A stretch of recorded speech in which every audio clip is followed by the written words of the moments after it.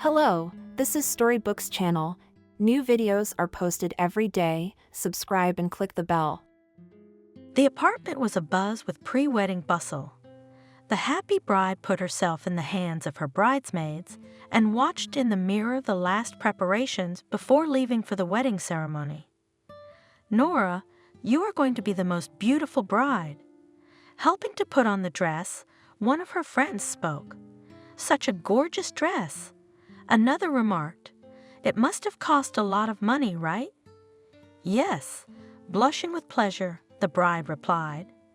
"Edward told me not to save money and to choose one I liked. I couldn't resist and bought this. It fits you perfectly. It looks like it was made especially for you. It really accentuates your figure. It makes you look like a queen. When I get married, I'll buy one just like it. The fit and the fabric are beautiful. You have great taste, Nora." Nora was looking at herself in front of the mirror, her blue eyes shining. Her lush dark hair had been skillfully styled by the hairdresser's hand into an intricate style. "You're lucky to have a fiancé," sighed one of the girls. "And where do such men come from?" "One is an alcoholic, the other has money, but he's so stingy. He's lucky to have me." Nora laughed, pleased with the effect on her friends. "Please straighten the hem. There are some creases." "Oh, girls!" Suddenly she realized. "Give me the necklace quickly. I almost forgot it." "Ah!" Opening the box, admired her friends. "It's fabulous. Nora, it is wonderful and looks so beautiful on your neck. You could be on the cover of a fashion magazine right now. You and Edward will outshine all the other newlyweds today. I'm so happy." Nora was glowing. "Edward, he's so wonderful, and I love him so much.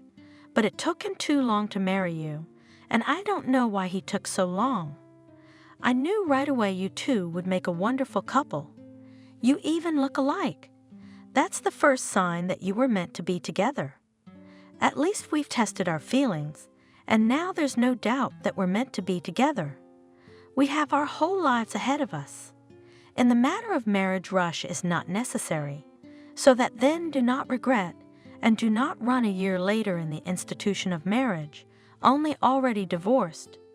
At that time the door opened and Margaret came into the room.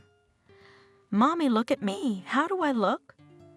Nora walked around the room, letting those around her admire herself. The girls were doing their best. "It's wonderful. How beautiful you are." The woman brushed away an unsolicited tear. "I can't believe you're getting married. It seems like only yesterday you were a baby, and today you're already a bride. How quickly you've grown up. It's pathetic." "Mom." The daughter came over and hugged her mother tenderly. "I love you very much. How father was happy for you." The woman sneezed.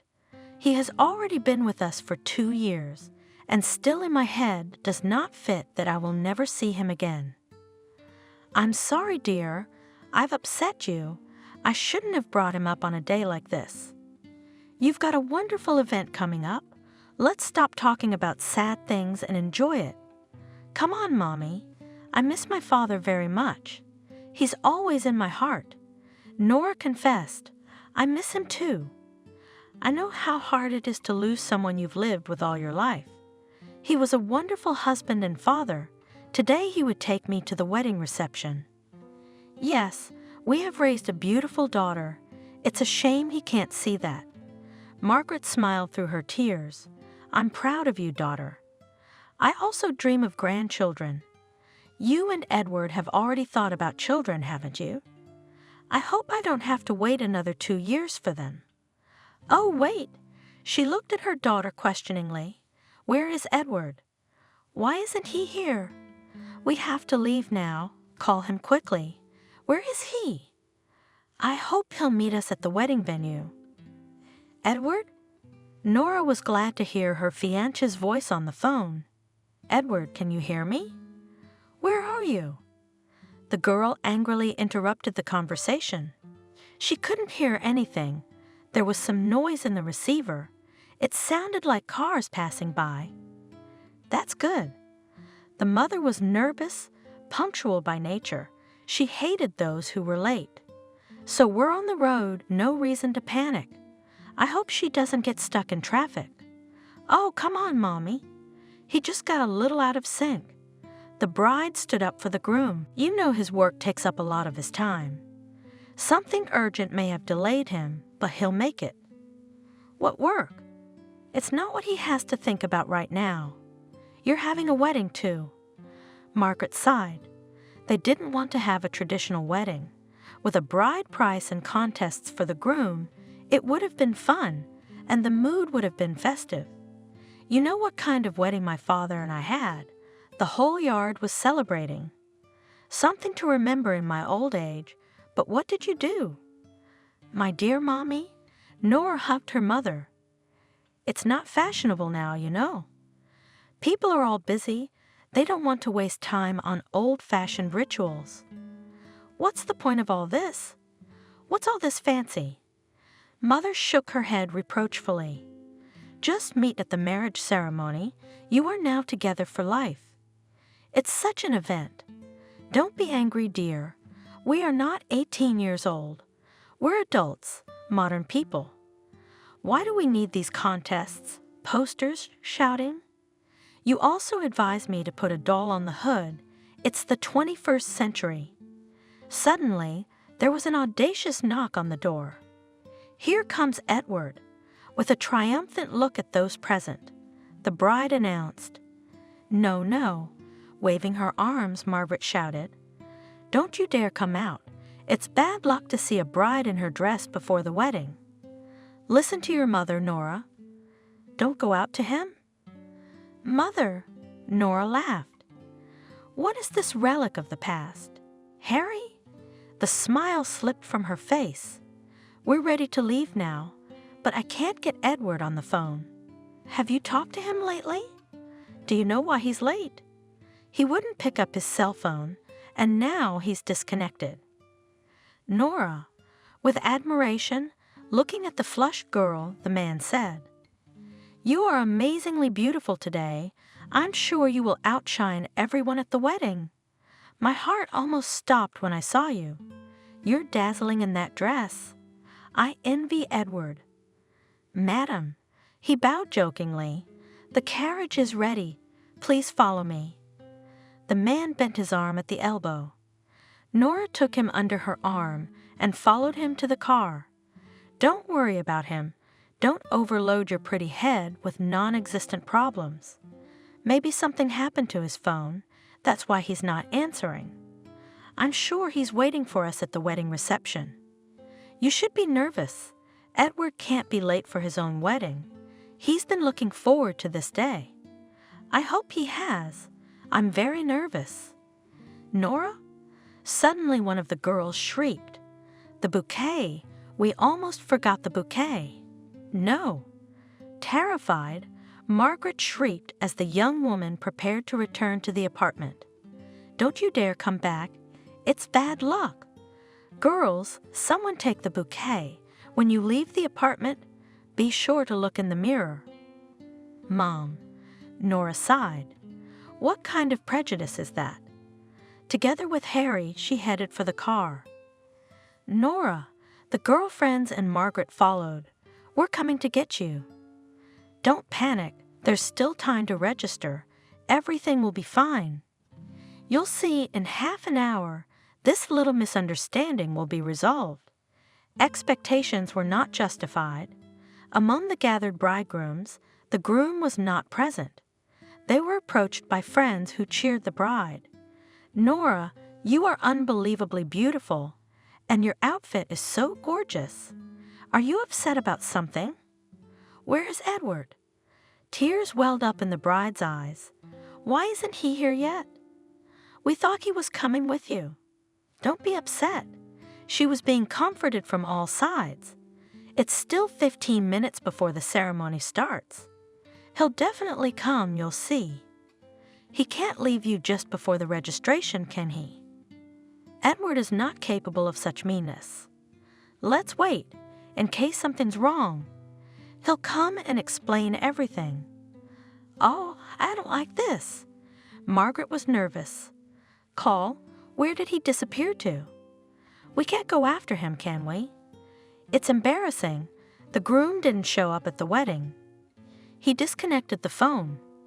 Nora said confusedly, listening to the perky female voice of the answering machine. I don't understand. What's going on?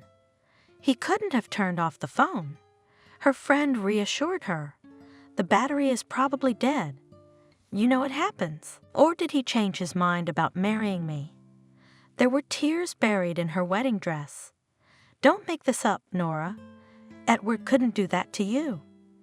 If he's not here, then something serious must have happened. What? What could have happened? How hard would it be to just call and tell him he was running late? How can he warn you if he's in trouble? God forbid. He'll be here any minute. But as time went on, Edward didn't show up. Finally, another happy couple came out from behind the door. Nora. The girl was surrounded by her friends. We should go. It's our turn. Where's Edward? What happened? When was the last time he called you? How could he?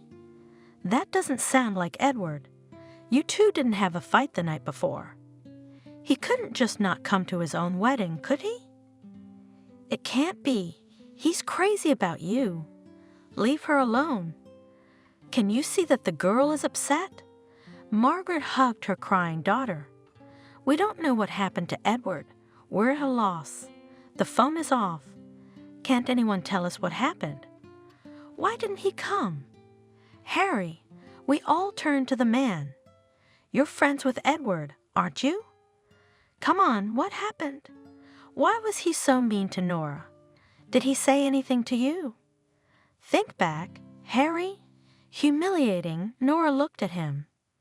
Tell me honestly, did he change his mind about getting married? Did he just run away from me? Scared? You confide all your secrets to each other. Surely you must be guessing where he is. Please tell me. I don't know what to think. If you're offended, I don't know why. We didn't have any problems last night. All we talked about was the wedding. Nora, I swear he didn't tell me about his plans. I called him a few times, too. His phone's disconnected. He didn't say anything about not coming to the wedding venue. There was no hint that he had changed his mind or was at all hesitant to marry you. We saw him yesterday afternoon, and he was content and happy, looking forward to the wedding. He said he loved you very much and wished he'd proposed sooner. I can't think why he's still not here. Yes, then where is he? Why isn't he standing here with me? Why do I have to blush in front of the guests? I didn't push him to get married. He asked me to marry him. And now it turns out he didn't need it at all. If he so easily didn't come, and the most offensive thing is that he did it without explanation. What a position he's put me in, and on my wedding day. I don't recognize Edward, or do I not know him well? Nora, calm down. Margaret stroked her daughter's shoulder. Things happen in life. A guy gets nervous, he backslides, who doesn't? It shouldn't have happened to me, Mom, you know? We're not children to be afraid of responsibility. If you changed your mind, why don't you just tell me honestly? Why don't you just show up like that? That's mean. That's low. I don't deserve to be treated like this. Nora, Harry was frantically thinking of what to do, what to say to calm the offended bride. I'm sure Edward will be able to explain everything. We just have to wait for him. We'll all calm down and be patient. Tell me, the girl attacked Harry. What do we do now? How long do we wait? It's clear he's not coming. He left me at the doorstep of the marriage institution. How can I bear the shame? Now everyone's going to point fingers. You abandoned girl. I wonder what he's doing. While I'm standing here like a fool waiting for him. And tomorrow the whole firm will laugh at me when I show up at work. Pull yourself together, please. Let's be logical. He couldn't have left you. It's as clear as day. I think something happened to him.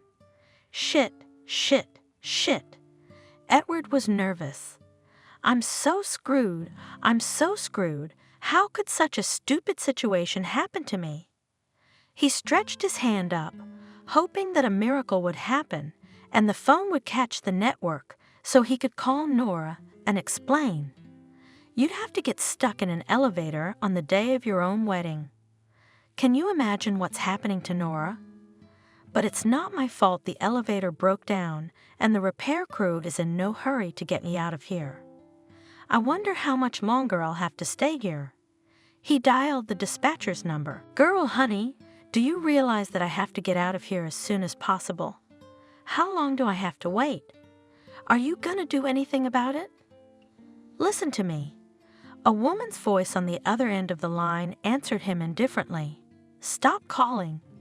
This is the 5th time in the last half hour you've dialed the control room. You're wasting the line. I told you very clearly, the master will come when he can. What's not to understand?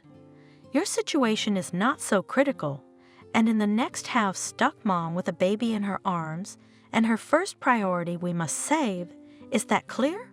Just wait. It's not my fault that elevators are always breaking down, and the master is one for several houses. Nothing will happen to you if you stay in the locked cabin a little longer. My situation is critical too, shouted Edward. My fiancé is waiting for me at the wedding reception. The guests, the table in the restaurant is booked, and I'm stuck here, though I should be putting a ring on my beloved's finger. Do you realize that by your grace, the family is ruined before it's even born? She's not gonna believe I'm stuck here by accident. Imagine yourself in her shoes. Have some compassion. You've got to think of something like that. The dispatcher said angrily, It's his wedding. They could have come up with something more original. You don't believe me? The man was indignant. If my fiancé leaves me, it will be on your conscience. You have no heart. Stop occupying the line. I cannot jump above my head. As soon as the master is free, I will immediately send to you. But in the meantime, be patient. Wait, said the woman and hung up. That's great. Annoyed Edward banged his fist on the elevator wall. It's the worst thing in the world, waiting and catching up. I hope Nora will understand and forgive me for being stuck here. What if she thinks I'm a coward? He clutched his head with his hands. I'm so screwed. Guilt-free. Some more time passed, and suddenly the elevator came to life and moved. Well, recluse, come on out. The elevator doors opened, and in front of Edward was an elderly smiling master in special clothes, with a tool case in his hands. Sorry, brother, I couldn't get you out earlier. Edward stormed out of the booth, nearly knocking the man to the ground. What a freak! What's he doing running like that? The foreman shook his head disapprovingly. So what if he sat in the elevator for a while? The world didn't collapse. The unhappy groom dialed the number of the cab. To the wedding reception. He said as he got into the car, Are you late for the wedding? Looking in the rearview mirror at the young man, in a strict suit with a boutonniere on his jacket lapel, the driver asked, You're already late. Edward said bitterly, I'm afraid everyone's already gone. Listen, friend. He turned to the driver. Wait for me. All right, but don't take too long. The unmarried groom flew down the stairs in one fell swoop and burst into the wedding hall. Where is it? He asked and hesitated. What do you want? Tiredly asked the woman, collecting papers from the table.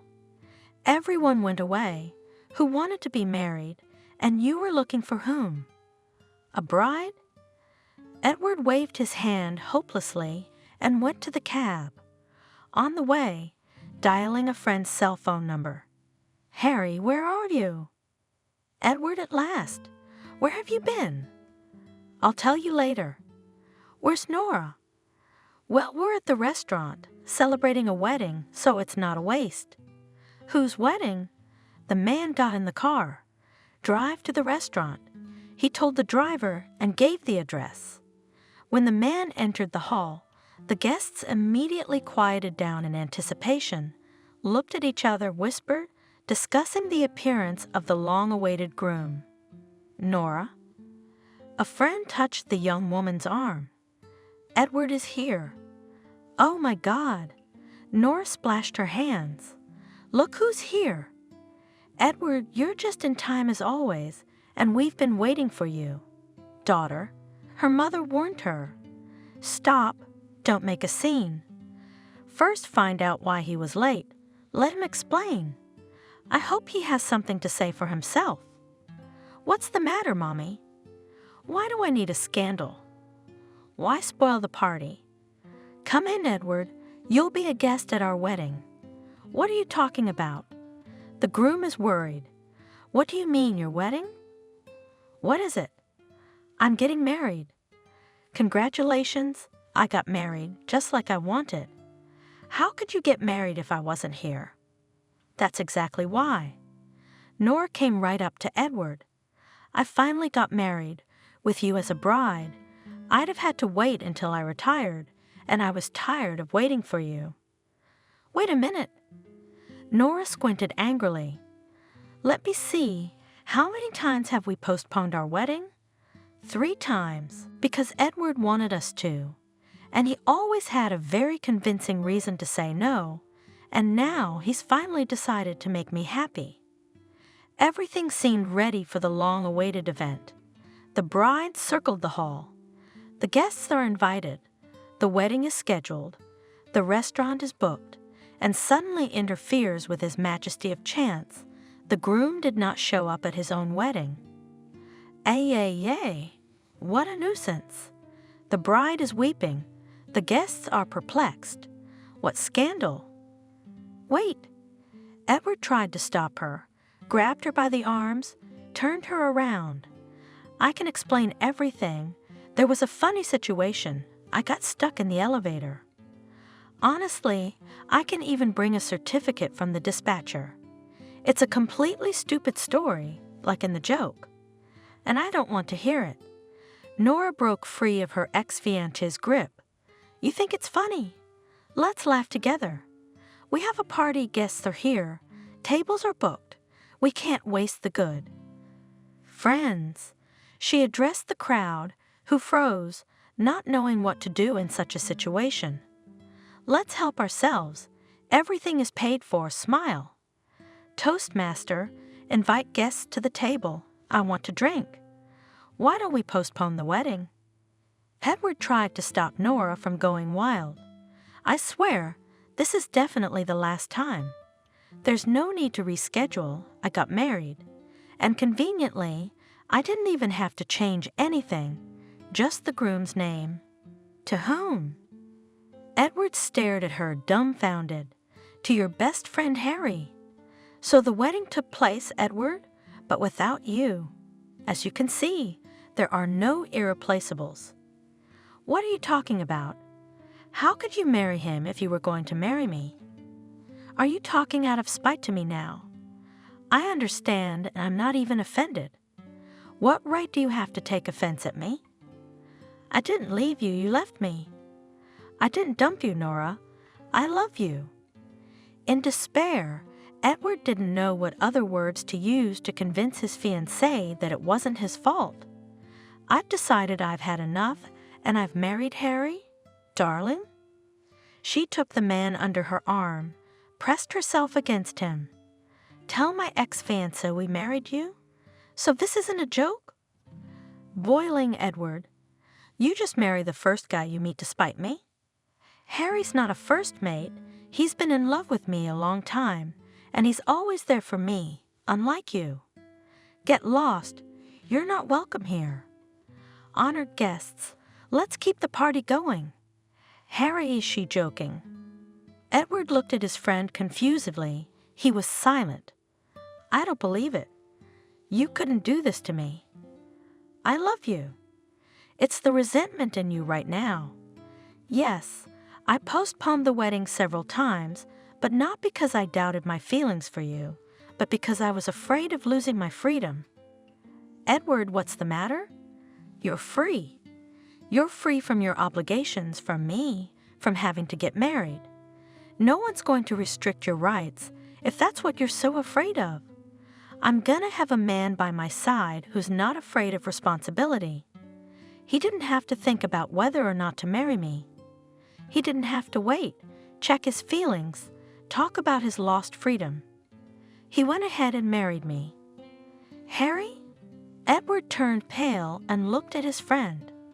I didn't expect you to be so mean. We've been friends since we were kids. I never thought you could do this to me. I was just supporting Nora. The man replied to his friend's attack. I couldn't do otherwise. Seeing her deceived, humiliated was beyond me. And then something happened that no one expected. Edward swung and drove his fist into Harry's face, causing him to fall, his nose bleeding. What have you done? Nora shrieked, rushing over to Harry. Somebody get me a tissue and call an ambulance. Don't call an ambulance, the man asked, sitting down on the floor.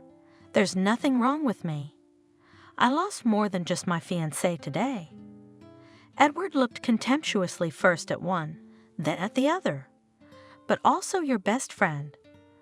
I wish you happiness. Edward, rubbing his bruised arm, turned around and walked out of the hall. He didn't remember how he had gotten to the street. He walked swaying, as if drunk, unable to make out the road. When he noticed a bench, he sat down, tore the boutonniere from the lapel of his jacket, threw it in the trash can, grabbed his head, and groaned.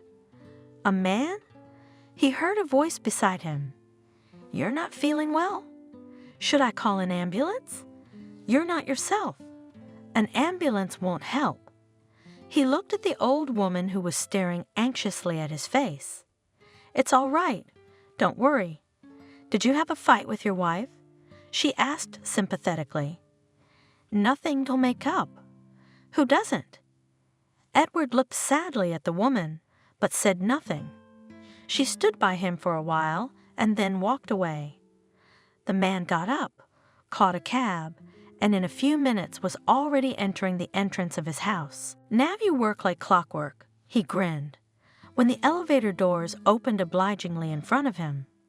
Because of you, my whole life has gone down the drain. I lost my fiancé and found out that my best childhood friend was a traitor who took advantage of the situation and married her.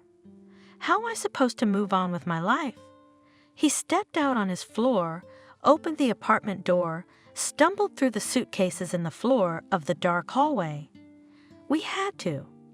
He grinned bitterly and kicked the suitcases standing in the driveway. To go on a wedding trip with Nora. And now what? Nothing. Now I want to get drunk. Everything collapsed, crumbled like a house of cards. The man went into the living room, took a full bottle of whiskey, a glass, a snack, and sat down on the sofa. Well, Edward? He turned to himself, raising the whiskey glass. You're free again. Only I'm not bloody happy about it. He downed the glass, grimaced, and poured the next one. Why would I want that kind of freedom? I'm not just free, I'm alone. Why do I need all this? How could I have been so wrong about Nora? How could she even take and just replace one fiancé with another? How could I have been so blind? On the other hand, he took another sip of the hot drink. For too long, I was going to marry her. Then there's that elevator thing. I can't believe they'd do such a mean thing to me. But they did, didn't they? How am I supposed to go on? I don't understand. He closed his eyes, the empty glass fell out of his hand, and Edward fell into a heavy sleep. In the morning, Nora was awakened by the doorbell, disheveled, Her eyes reddened with tears and sleepless night, she grudgingly went out into the hallway and opened the door. "Hello." Harry was standing on the doorstep. "I'm sorry I'm so early. I couldn't help but come over." "Hi." Nora stepped aside to let him into the apartment. "How are you?" "I'm sorry. I asked a stupid question." He was embarrassed. "I'm hanging in there, as you can see, still alive. Any regrets about yesterday?" "I don't know." She wrapped herself in her robe. "I just wanted to check up on him." I was expecting him to make a scene, to yell, to be indignant, but he believed that I could cheat on him. You saw, he hardly ever swore. Do you understand? He had no doubt in his mind that it was true. And I was stupid, expecting him to meet me at my house and beg me to forget everything, to start again. Or at least call me, but nothing happened. He didn't come, he didn't call. I'd even felt like he didn't care, just walked away. It turns out he never cared about me. Married is good, not married is good. One less thing to worry about.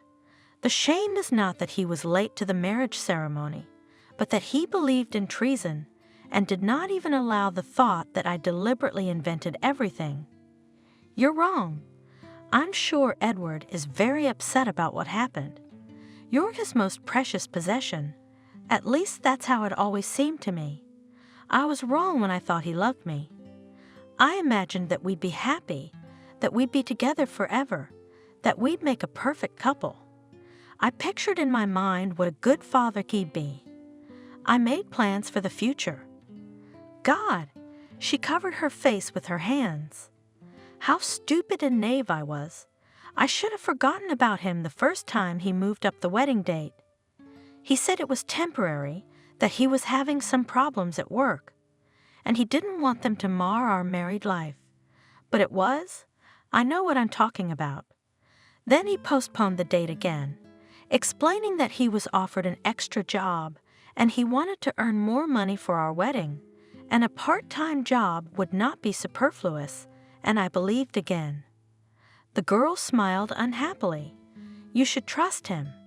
You shouldn't have. You should have run away from him then, so that you wouldn't be in such a stupid position now. It doesn't make any difference now, though. She fell powerless into silence, her hands on her knees. Her blue eyes were faded, and the life seemed to have gone out of them. She shook her mop of dark hair. Maybe it's a good thing it happened this way, and I can see now that he doesn't love me. But how am I supposed to live now? I don't know. He was the best thing for me. No one else? I never even thought about. It all happened so fast. Even in my wildest dreams, I couldn't imagine that we'd ever break up with him. It's a shame, Harry said with a sigh, that you love him and not me. I would never have betrayed you. I'd have broken myself to pieces, but I wouldn't have let a single tear fall from your beautiful eyes. You're a very good friend. I'm sorry. Nora looked guiltily at Harry. For dragging you into all this. I said the first thing I could think of, just to spite him. But I didn't think he'd believe it. And then he came at you with his fists. She put her hand to the man's cheek, which had a bruise on it. Did it hurt? I'm so ashamed of Edward. So easily and simply doubting you and me, it hurts. I will never forgive him. Nora. Harry took her hands in his. I'm always here for you. If you need help, remember, just call me. I'd do anything for you. Anything you want, I'll do. You know how I feel about you, don't you?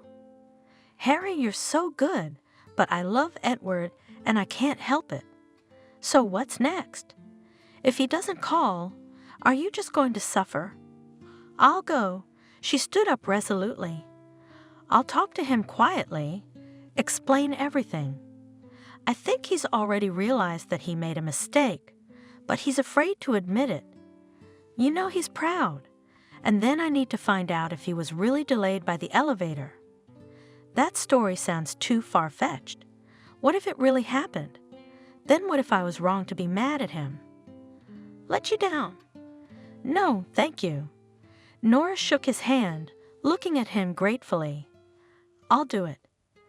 Thank you so much for your support. It would have been very hard without you.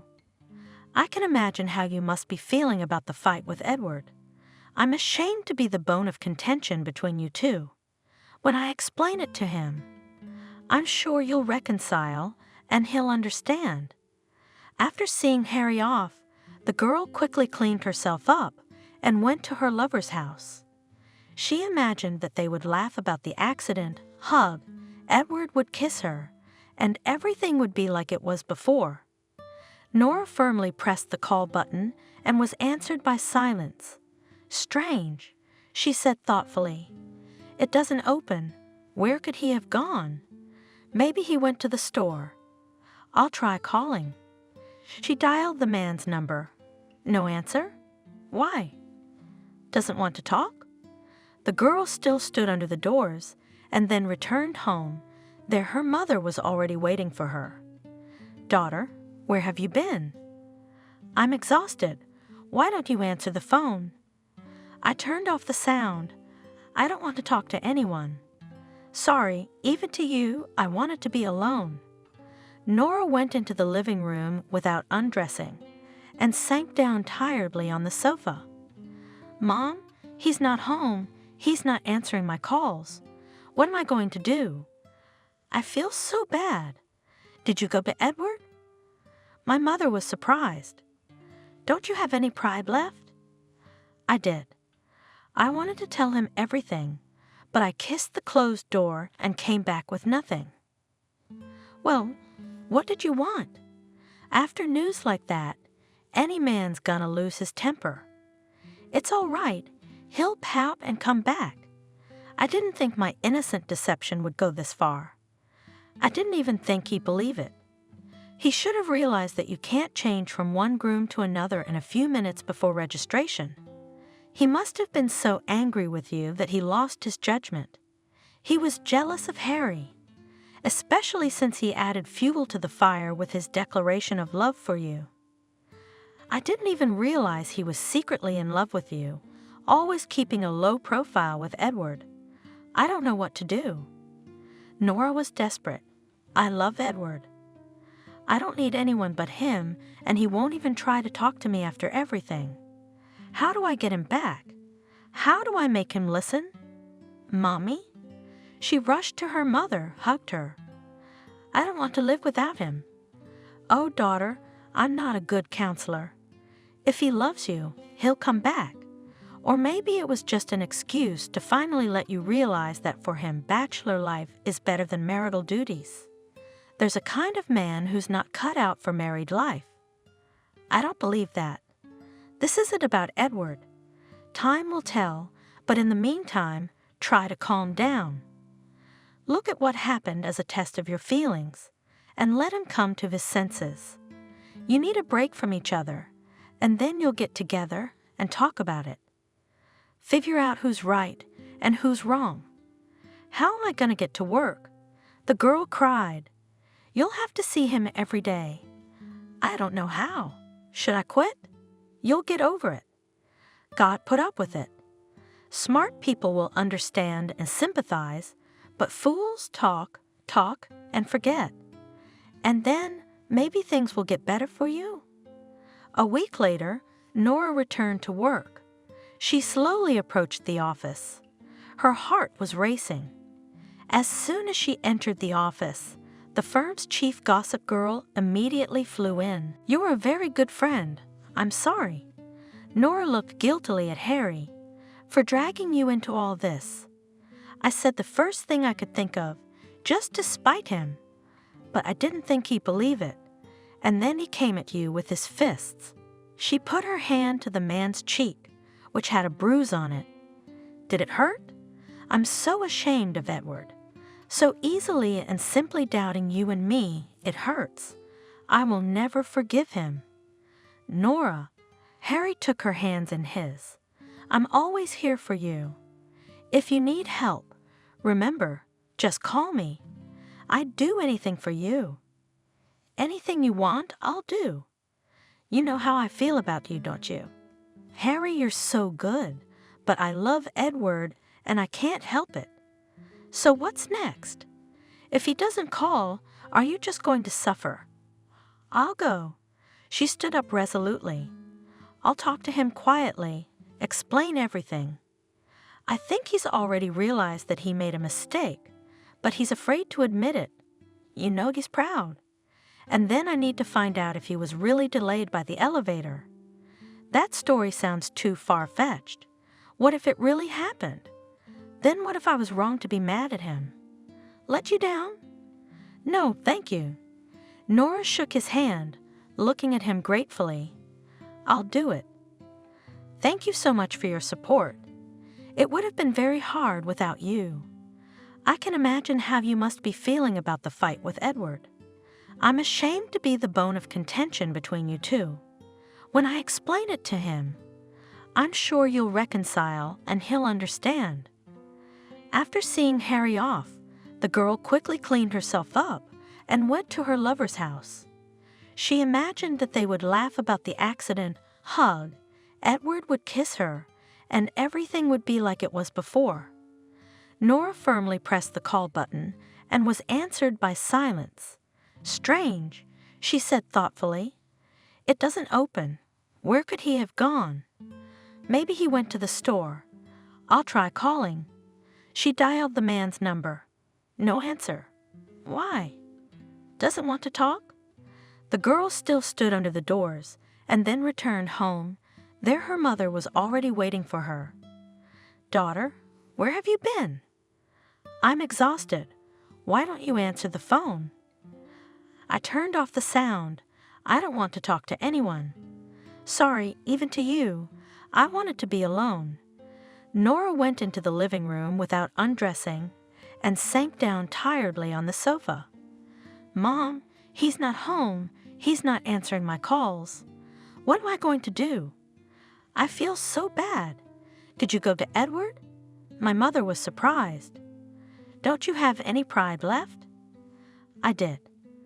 I wanted to tell him everything, but I kissed the closed door and came back with nothing. Well, what did you want? After news like that, any man's gonna lose his temper. It's all right, he'll pout and come back. I didn't think my innocent deception would go this far. I didn't even think he'd believe it. He should have realized that you can't change from one groom to another in a few minutes before registration.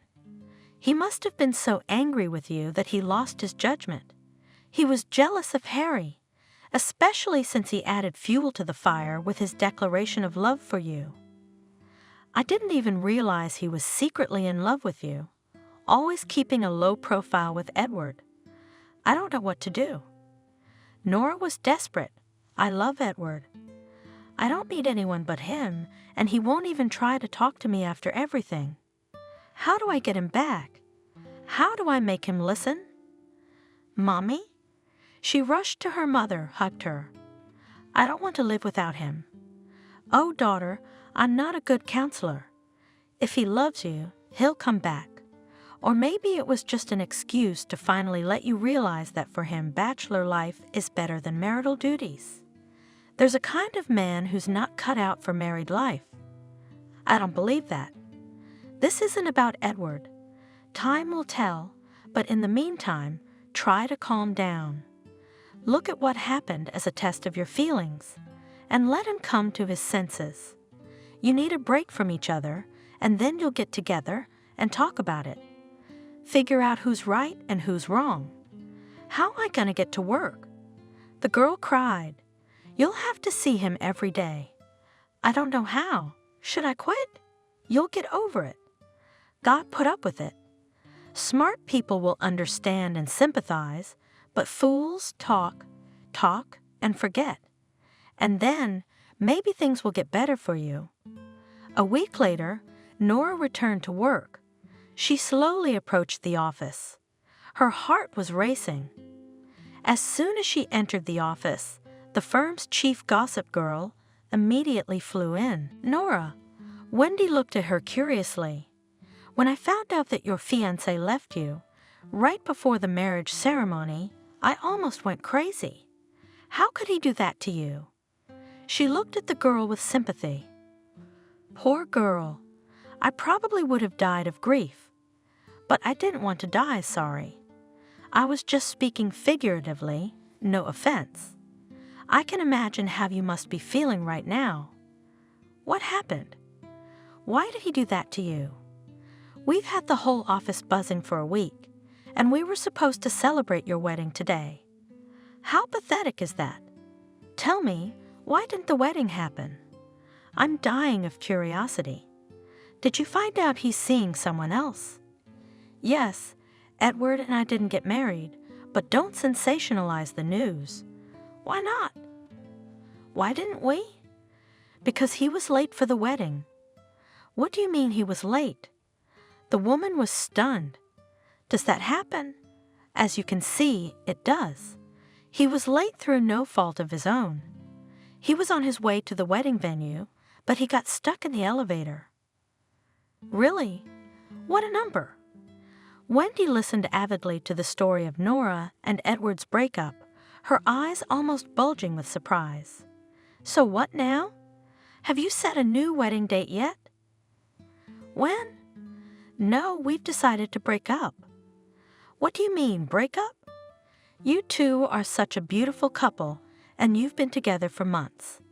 This situation has made us rethink a lot of things. We decided it was best for both of us." "Oh, that's a shame. But you two are so right for each other. I'm so sorry. I really sympathize. Breaking up over some stupid incident. Can't you make up?" "I'm sorry. It's been a busy week." Nora began to study the papers, trying to get rid of the annoying interlocutor. When she had everything she wanted, Wendy ran back to her room. Nora knew that now she would tell her colleagues in detail about the failed wedding, not forgetting to make up something. But she did not care. She caught sympathetic glances, and as soon as she walked into the office, the conversations died down. For a whole week, the entire office plankton had been discussing Nora's personal life. "Why don't you ask?" Asked a few days later, one of her coworkers, "Where's Edward? Don't you care where he's gone? Or didn't you even notice his absence? I'm not interested in knowing." Nora frowned, though she'd been curious about it for a long time. "We were going on vacation, probably still at sea. I'm the one who came back to work early." "No, he immediately after your spat wrote an application for transfer to another branch of our firm, and he was transferred. He didn't want to see you to avoid upsetting you more after what he'd done. So you really did not know anything." The woman pretended to be surprised. "I was sure everyone knew." "I didn't, and I don't care at all where he is now." Coldly, Nora replied, "I hope he doesn't come back here again. He left, didn't even say anything, and I was hoping I'd see him and explain everything." "Why did he do that to me?" "God, I'm such an idiot. Why did I just blurt out that I married Harry? Why didn't I listen to him? I attacked him at once, insulted him by mistrusting him. And he's good." She justified herself to herself. "He dropped everything and cut me out of his life." Nora? One morning, Wendy met her in the hallway of the firm and gave her a sly wink. "There were flowers for you, so I put them on your desk. Such an attentive man, and what a gorgeous bouquet." "Flowers?" The woman rejoiced, her heart snapped with happiness. "It's Edward. He changed his mind and came back." As if on wings, she ran to the office, grabbed the bouquet, pressed it to her chest, buried her nose in the flowers, savoring the fragrance. Then she opened the card and almost cried. "Dear Nora," she read, "I can't bear to see you suffer. I invite you to dinner at the restaurant tonight. Harry, did you like my present?" She heard behind her and flinched in surprise. "Yes, thank you." Wiping away tears, Nora answered, turning to the man. She smiled, though she wanted to weep at the top of her voice. "The flowers are beautiful." "It's my pleasure, but it wasn't worth the expense. Do you accept my invitation?" The man asked insistently, not listening to any objections. "Harry," the woman hesitated. "I'm not in the mood for restaurants, you must understand. I don't feel like going out at all, and after work I have to go home right away. All urgent matters can be postponed for later." "I don't take no for an answer," the man said decisively. "Edward's gone. You can't stay locked up for the rest of your life. You need to relax a little, take your mind off things. You've had enough of being cooped up like a nun. Let's go out, it's no obligation, just a friendly dinner. I won't ask for anything in return. Can I afford to take a beautiful woman to a restaurant? I guess you're right." After some thought, she agreed. "Let's go out because I'm going to go crazy with worry." "That's great." Harry was happy. "Then I'll meet you in the parking lot right after work. I'm glad you said yes. I wanted to do something nice for you." He took her to the most expensive restaurant in town. "I've never been here before." "Robia," Nora remarked, looking around at the fancy furnishings. "Nora." Harry spoke softly, helping her to a seat at the table. His eyes glittered feverishly. His eyes were filled with desire. "I'd do anything for you, and the restaurant is just a little thing, just a good time." "Thank you. I appreciate your concern, but I shouldn't have spent so much." She was uncomfortable with the man's insistent stare. "Everything here is too expensive. I don't feel comfortable." "It's nothing. I should have told you a long time ago, but I didn't dare for fear of hurting you." "What do you mean?" Nora looked at him in bewilderment. "But I can't keep quiet anymore either. It's pathetic to watch you suffer because you've broken up with Edward, and he's not worth your little finger. Haven't you forgotten how he treated you? I'll never forgive him for that." "How can you say that? Edward is your friend. After all, we're all entitled to make mistakes. I'm wrong too. Yes, he's my friend, but I care about you too. So it's my duty to tell you the truth. I can't keep silent any longer, knowing that you've been deceived all this time. I feel like an accomplice because I didn't say anything to you, because I didn't say anything. I don't know what you mean." Nora got a chill inside. "I'm afraid you won't like what I'm about to say."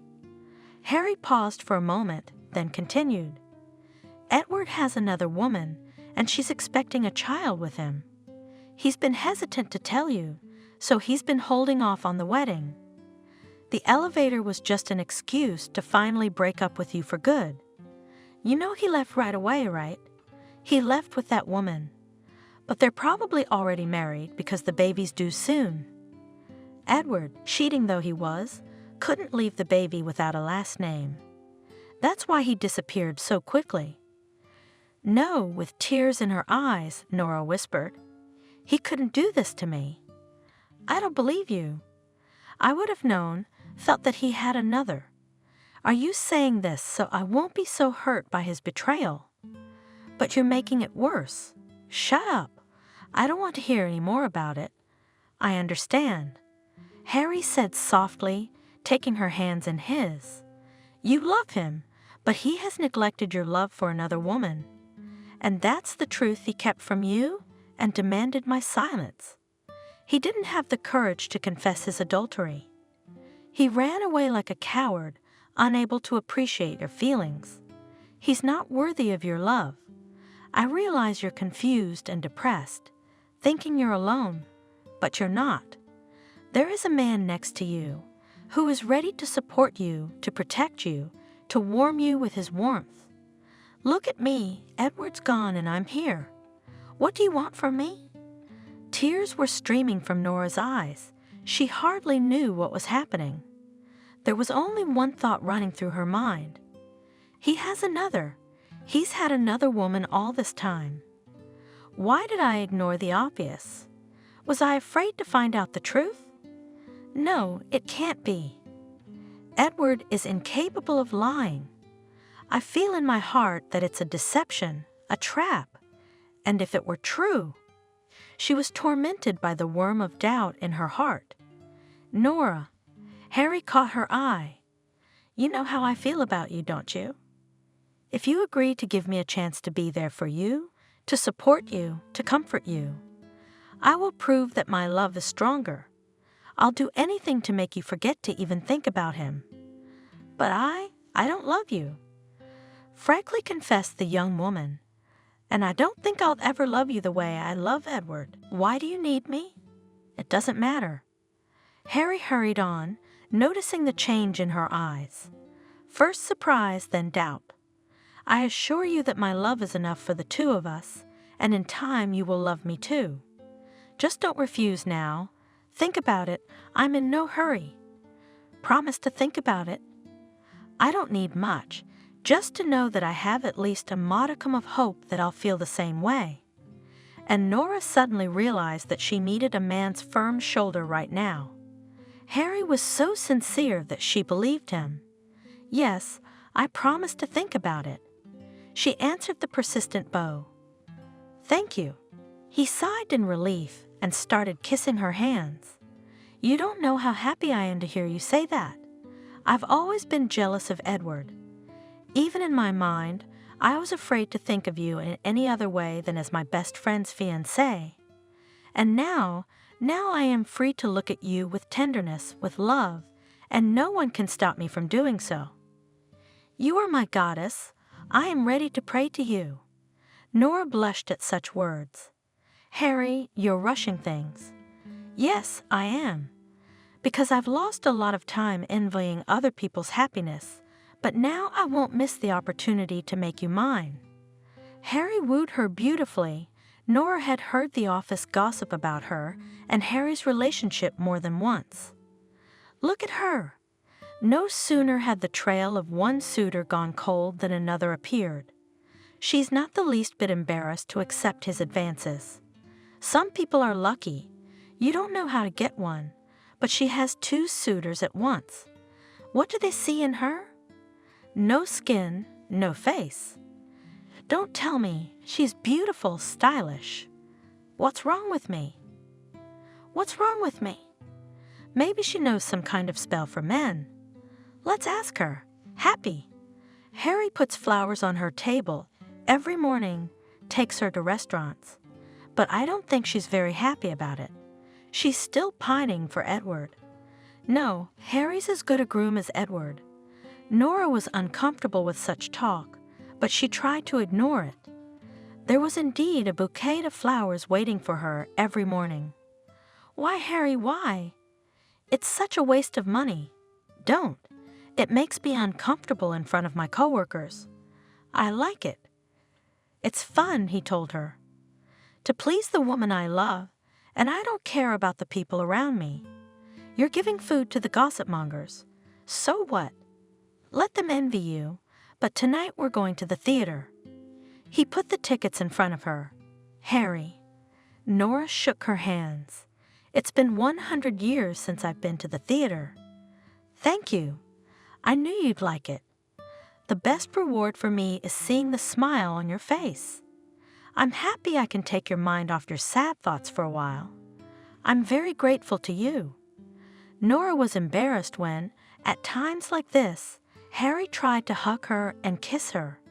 She wanted to be more affectionate with him, but something kept stopping her, and in the evenings, alone, she cried into her pillow and remembered Edward's kisses, which gave her goosebumps, as if she were in his arms.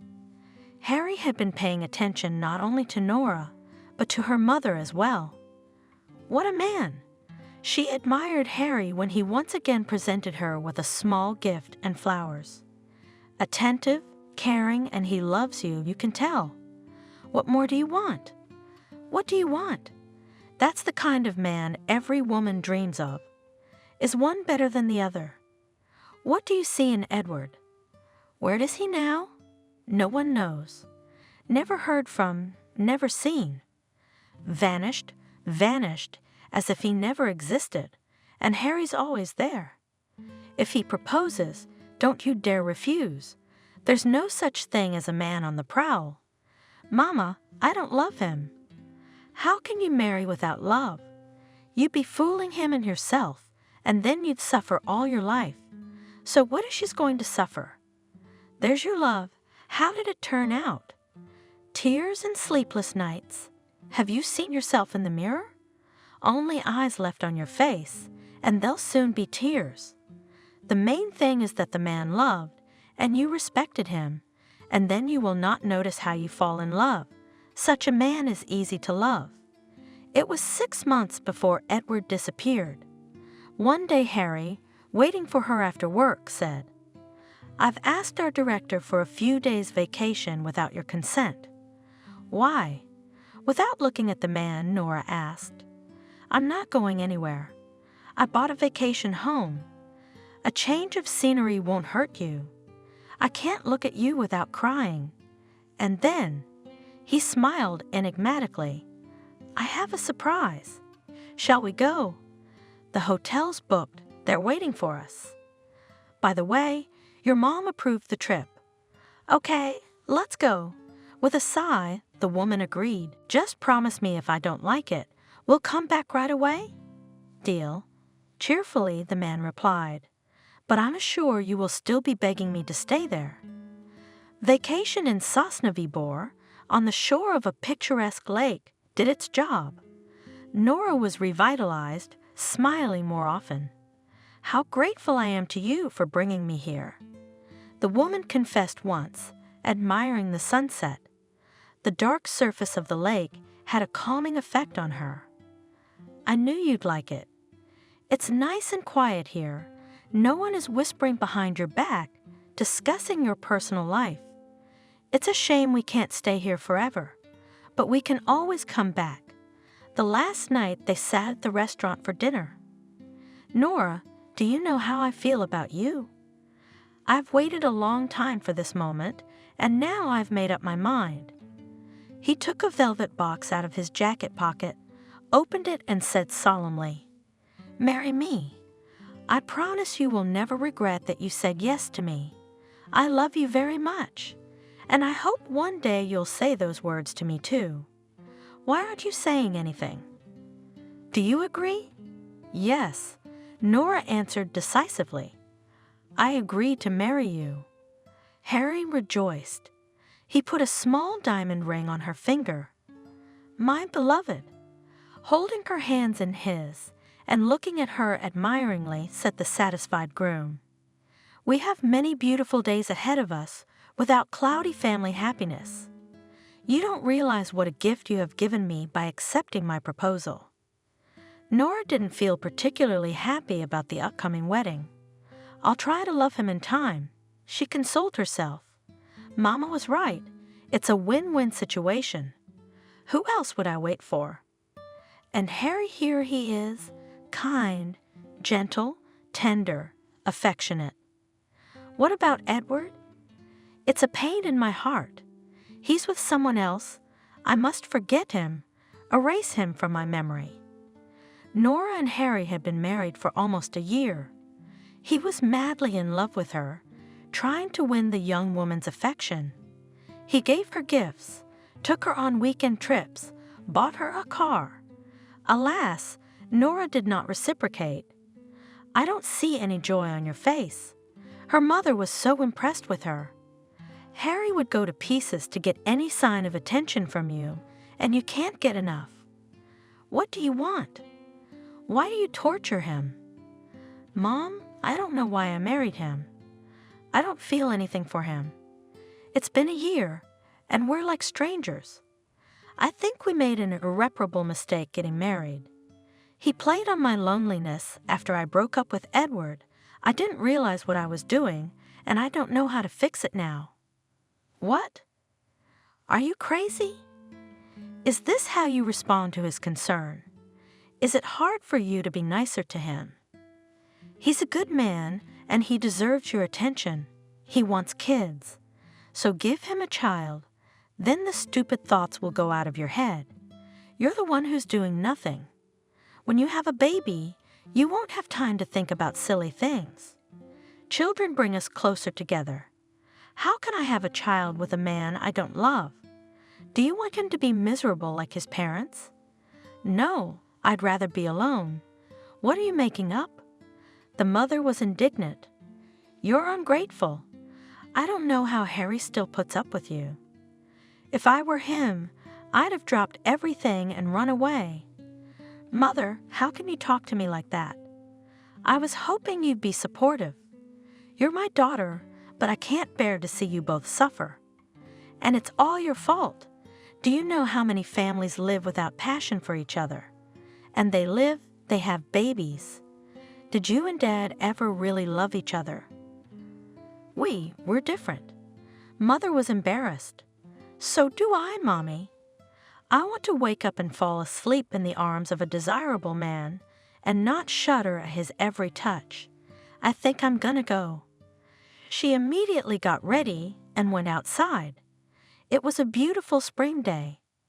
Nora wandered aimlessly through the city, remembering the unpleasant conversation with her mother. Nora? Suddenly she heard a familiar voice and shuddered in surprise. Hello. Edward? Hello. I didn't expect to see you here. I heard you'd gone away. I did, but now I'm back, and I'm very glad to see you. He looked at her carefully, his eyes shining with happiness. How are you living? I'm fine, and you? Can I congratulate you? On what? Perplexed stared at her former fiancé. What did you have, a boy or a girl? What are you talking about? I don't understand you. Harry said you were supposed to have a baby. Edward stared at her, frozen with amazement, and he gradually began to understand her words. I don't know why he thought I was supposed to have a baby, but I think we should talk to you. Don't you think? Yes, you're probably right. The young woman agreed. I'd like to get some answers to some questions. There is a great cafe nearby. I suggest we go there and have a cup of coffee to our chance meeting. In silence, they reached the cafe and ordered. You've lost weight, Pale. Edward noticed. Tell me, how did you know I had a child? When you disappeared without telling me, Harry said you'd gone off with the mother of your child. That all this wedding stuff was just an excuse to get rid of me. What are you talking about? Edward was indignant. I was madly in love with you.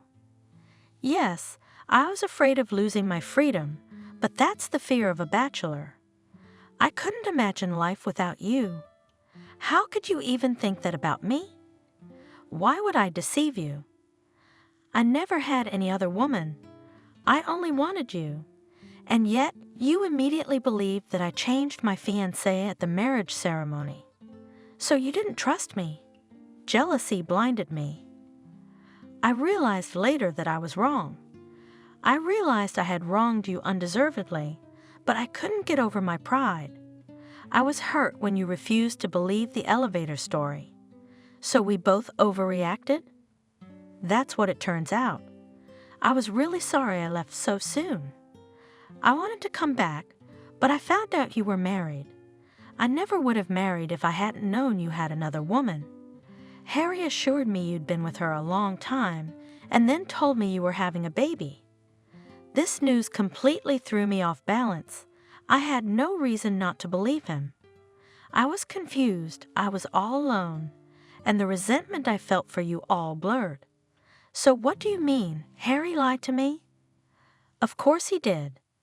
Why would I want some mythical woman? I didn't want to live without you. I was just angry that you chose my friend over me. Anger and jealousy are bad counselors. I chose to run away instead. I realized it too late. I should have trusted you. And you. But Harry assured me so convincingly that you had another woman a long time ago. Why would I want another woman? Edward asked quietly, taking Nora's hands in his. I still love you. She felt goosebumps run up and down her body at the man's touch. She'd never felt anything like it when Harry touched her. We've wasted so much time speculating about each other and haven't taken the time to sit down and talk. Say, begging, looking at her, Edward asked, "Can you ever forgive me? This year has been like a dream. I've been very unhappy without you. Don't you have any love left in your heart for me?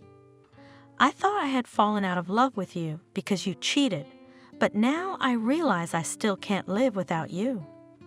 Everything between Harry and me was a terrible mistake." "Darling," exclaimed the joyful Edward.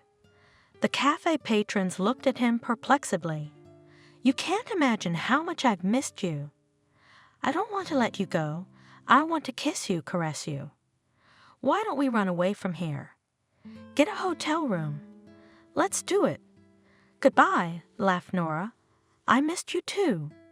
It's a shame we lost a whole year because of stupid grudges, but we can make up for it." Edward looked tenderly at the young woman and could not get enough of her. He caressed every feature of her face with his gaze. "Waiter!" Keeping his eyes on his beloved, he called out to the young man, "Bring the bill." They left the cafe, holding hands, got into a cab, and went to the nearest hotel. There they took a room, turned off their cell phones, and began to enjoy each other's intimacy. Margaret. Entering his mother-in-law's apartment, Harry asked her from the doorstep, "Do you know where Nora is? I can't get through to her. She's turned her cell phone off for some reason. She should have been back by now. I hope nothing's happened. When was the last time you spoke to her?" "We had a fight. The woman admitted it.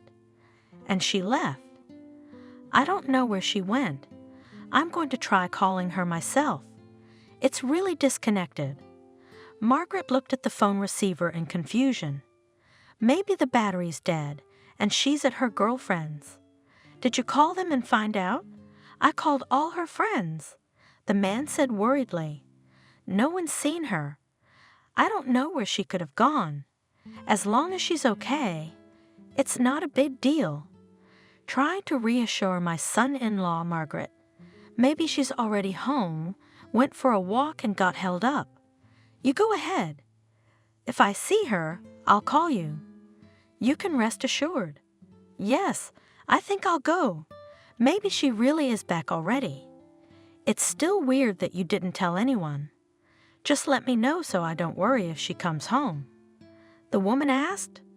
"Okay, I'll keep you posted." Harry returned to the empty house. Nora was gone.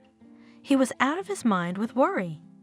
He was about to run to the police station when the key turned in the lock and Nora appeared on the doorstep. "Where have you been?" Her husband exclaimed indignantly, looking at her indignantly. "I've been looking all over for you. Margaret is worried. I'm not going to report to you." Nora replied calmly, "I'm a free woman. Do I have the right to be alone? You're a married woman, and I'm your husband. I need to know where you've been. You won't be a husband for long." The young woman remarked, "I'm filing for divorce, and this issue is out of the question. Do not try to dissuade. I've already tolerated a whole year, but now I've finally made up my mind. We can't be together." "What?" The man screamed. "Explain to me what happened in the few hours you were away from home." "What fly bit you?" "Are you drunk?" "I met Edward." Nora answered. "He told me everything. It turns out you've been lying to me all this time. He's never had a woman, and he's never been a happy father. Why did you make all that up?" "I don't understand." "You don't?" Harry clenched his fingers into fists, so white his knuckles turned white, his eyes bloodshot. "And I'll tell you, it's all because of you. Edward has always had the best in life: a job, a car, an apartment, a woman. Everything was easy, and I had to make my way through life the hard way. He's the lucky one, and I'm the loser. But now I have the most desirable woman in the world, and no one can stop me. It was worth it. You're my wife. He gave you up, and I'm not going to share you with anyone." "You're crazy," Nora said in horror. Her heart clenched with fear. She was afraid he was going to hit her. "Yes," Harry's eyes burned with feverish fire. "I've gone mad with love for you." "Is that a crime?" "I won't give you to anyone, do you hear? You will stay with me. I won't let anyone else have you. No one will love you as I do. Edward is not capable of that kind of love. You're mine, do you understand? Mine and no one else's. I will destroy anyone who gets in my way. Harry, I don't love you and I never will. I've always been honest with you. Why torture each other? But I love you. That's enough for me. Let me go, please." Nora begged. "We're both suffering." "No way. I won't give you a divorce. You'll stay here with me. And if anyone dares to take you away from me, I will stop at nothing." Nora was scared, not for herself, for Edward. "All right. Calm down, please." The woman realized it was best to backtrack now. "I'm not going anywhere." "Good for you." Satisfied, Harry slowly began to calm down. "Why do you want that traitor? You think he's changed. You'll thank me for saving you from him. Have you forgotten how much you suffered? How I pulled you out of your depression? No, I won't let him anywhere near you." That evening, after waiting for Harry to fall asleep, she locked herself in the bathroom, turned on the water, and called Edward. "If you could have seen it," she told him. "What did he look like when he found out you were back?" "I've never seen him like that." "Do you want me to talk to him myself?" the man asked. "I'm begging you." "Let's just leave it as it is for now, shall we?" she asked. "I'll try to talk to him again, only a little later. He must realize that it's impossible to live with someone you don't love. You could just leave with me." Edward suggested it. "Leave him, let him live his life as he likes. After all, you can get a divorce through the courts. No, I don't want to do that. I've got to get him to sign the petition." Time passed, and Harry never let his wife out of his sight, supervising her at home, at work, accompanying her everywhere. Nora couldn't find the right occasion to talk. "Why are you so pale?" One day Harry asked, concerned about his wife's condition. "I've been sick this morning," she confessed. "Are you ill?" "No, it's something else. I'm pregnant." "You're pregnant." Nora saw her husband's face change. "With what?" "Tell me, bitch." He grabbed her shoulders painfully, pushing her against the wall. "Don't touch me," the woman said warningly. "You yourself always wanted children." "Oh, I see." It suddenly dawned on Harry. "You slept with him." "Cheated on me? How could you get mixed up with that traitor again? After everything I've done for you? What were you hoping for? Did you think I wouldn't find out? Let it be known that I can't have children. I had the mumps when I was a kid. I loved you, but you deceived me, trampled on my feelings, let that scoundrel crush me. You and Great." He swung at her. Nora squirmed, expecting him to hit her, but instead, he slammed the room door with all his might. Shards of broken glass spattered pitifully. "Yes, I cheated on you, and I wasn't going to hide it." Nora looked directly at her husband. "I'm asking you to give me a divorce. Let's part amicably. Let me go. How could I have been so wrong about you?" Harry looked at her with regret. "I thought I was the best of women, and you're just like everyone else. It's all Edward's fault. He has to go away. Yes, when he's gone, will you stop thinking about him and love me?" "No." Nora shrieked in horror and tried to hold Harry. "You wouldn't dare hurt him." "Stop it, Harry. You're making a terrible mistake. I'll never love you anyway. I was grateful for this year until I found out you told me the truth. How are you better than Edward? Don't you dare compare me to him." Harry roared. "He abandoned you, and I tried to save you." But it wasn't his fault, and you know it as well as I do. Oh, so you're protecting him? You're afraid for his worthless life? He'll pay for everything. I won't let him destroy everything I've built. I had a family, a wife I loved, and then this handsome man shows up again. I'm left with a broken home again. But no, I won't let you. I know what I have to do. Nora grabbed his arm, and he pushed her away from him. Furious, Harry grabbed his jacket and ran out of the apartment, slamming the door loudly. Nora grabbed the phone. Edward, Edward. She kept crying. Pick up the phone. Please, my love. I wouldn't survive if anything happened to you. But the man didn't answer. What should I do? I have to warn him somehow. Harry's capable of anything in his condition. What am I supposed to do? I have to go to him. Right. What am I doing sitting here? Cab. Yeah, we should call a cab, she said as she dialed the number of the cab service. Hello, young lady, would you have a car, please? The woman gave the address. In a few minutes, she was already sitting in the car, continuing to dial her lover's number from time to time. Her anxiety was growing. Not remembering herself, she went up to Edward's apartment. Oh my God, she said when she saw that the door to the apartment was ajar. Am I too late? Her insides were shaking, and on unbendable legs, she strode into the living room and cried out desperately, Edward, my love. The man was lying on the floor in a pool of blood. She fell to her knees in front of him, fumbling for a pulse, frantically dialing the ambulance number. Ambulance? Crying, Nora shouted into the phone. A man is dying here. Help me, quick. Edward, are you alive, my dearly beloved? The woman stroked his hair, leaned over and kissed him. Say something, I beg you. Call me back. Don't die. Don't leave me. The man was silent.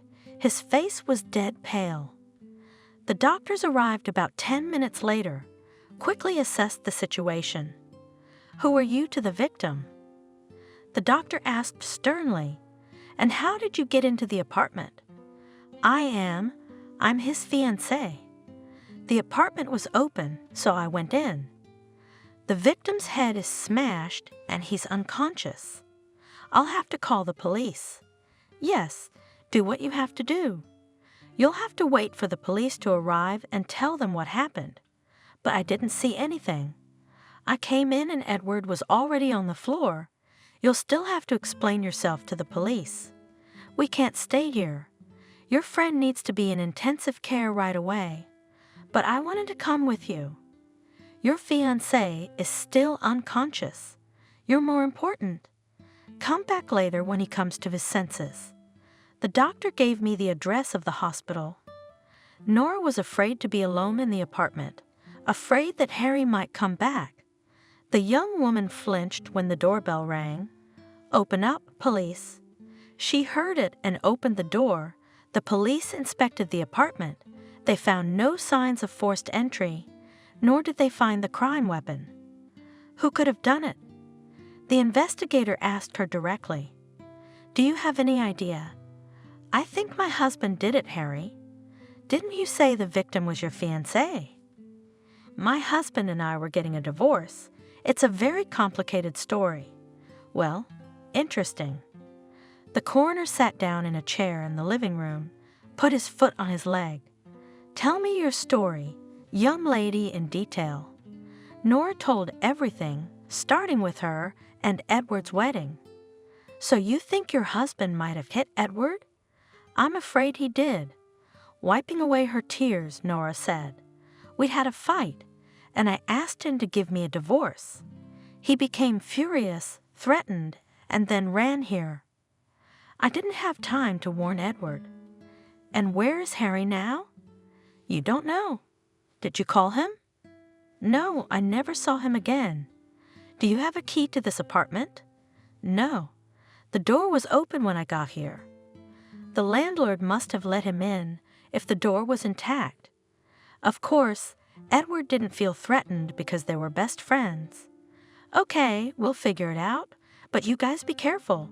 Your husband seems to have some mental issues. Have you noticed any signs of aggression before?" "No, just today. Usually he's always calm and composed. I don't know what's gotten into him. He took the news of the divorce very painfully, but I didn't expect such a reaction from him. I think that kind of aggression, sooner or later, would have manifested itself towards you or someone else. It happens that a person behaves like a perfectly healthy person, but one day a trigger goes off and he can no longer control himself. Apparently, that trigger was the news of the divorce, so you'd better find somewhere to stay until we find Harry. I'm afraid you might be in danger, too." "No." The woman said, "He won't touch me. He loves me too much. I wouldn't be so sure." The man shook his head doubtfully. The investigator left. Nora closed the apartment and drove to the hospital. "You can't see him." A nurse tried to stop her. "He's in intensive care. They won't let anyone in." "Leave your number. We'll let you know when the patient comes to." "Please, I'm begging you. Will you let me stay with him?" "I'll be quiet. I won't interfere. I want him to see me first when he opens his eyes. I can nurse him." "All right." The girl's given up. "Just put on a robe. Make sure you wear a mask, cap, and booties. This is an intensive care unit, and be quiet, or I'll get a beating from the doctor. If he shows up, disappear as soon as I tell you." "Okay. Okay, thank you. I'd do anything to stay close to the one I love." Nora sat in the room next to Edward and cried. "It's all my fault," she thought. "Why? Why did I agree to marry Harry? I didn't love him. I knew I didn't love him. I knew I'd never love him. I let myself be deceived. Fool. All I want is Edward. My darling," she whispered, kissing his hand. "Just wake up, please. I love you so much. We're going to live happily ever after, and we'll never part again. I won't let you go anywhere, and I'll trust only you. My darling, my only one." Nora spent the whole night by Edward's side. In the morning, she fell into a restless sleep, dozing in her chair and holding Edward's hand tightly. She woke up every now and then during the night to see if he was awake. Tired, she laid her head in her arms on the edge of the bed and fell into sleep. When she woke up to someone stroking her hair, the woman lifted her head, shook it, shaking off the remnants of sleep, and straightened up. Edward was looking at her, smiling. "Are you awake?" She breathed out, tears of joy showing in her eyes. "How are you feeling?" "Not bad, just a headache and thirsty. I'll get the doctor right away." Nora jumped up, ran out into the corridor. "Nurse, tell the doctor Edward's awake." "Wait a minute, I'll give you something to drink." She quickly poured a glass of water and handed it to him. "How frightened I was when I found you on the floor in a pool of blood. How did I end up here?" "I don't remember much." He tried to get up. "Lie down, you can't move." The woman stopped him. "The doctor will be here in a minute. You'll have to get out of here." A nurse entered the room, looked at the patient. "Go home, you need to rest.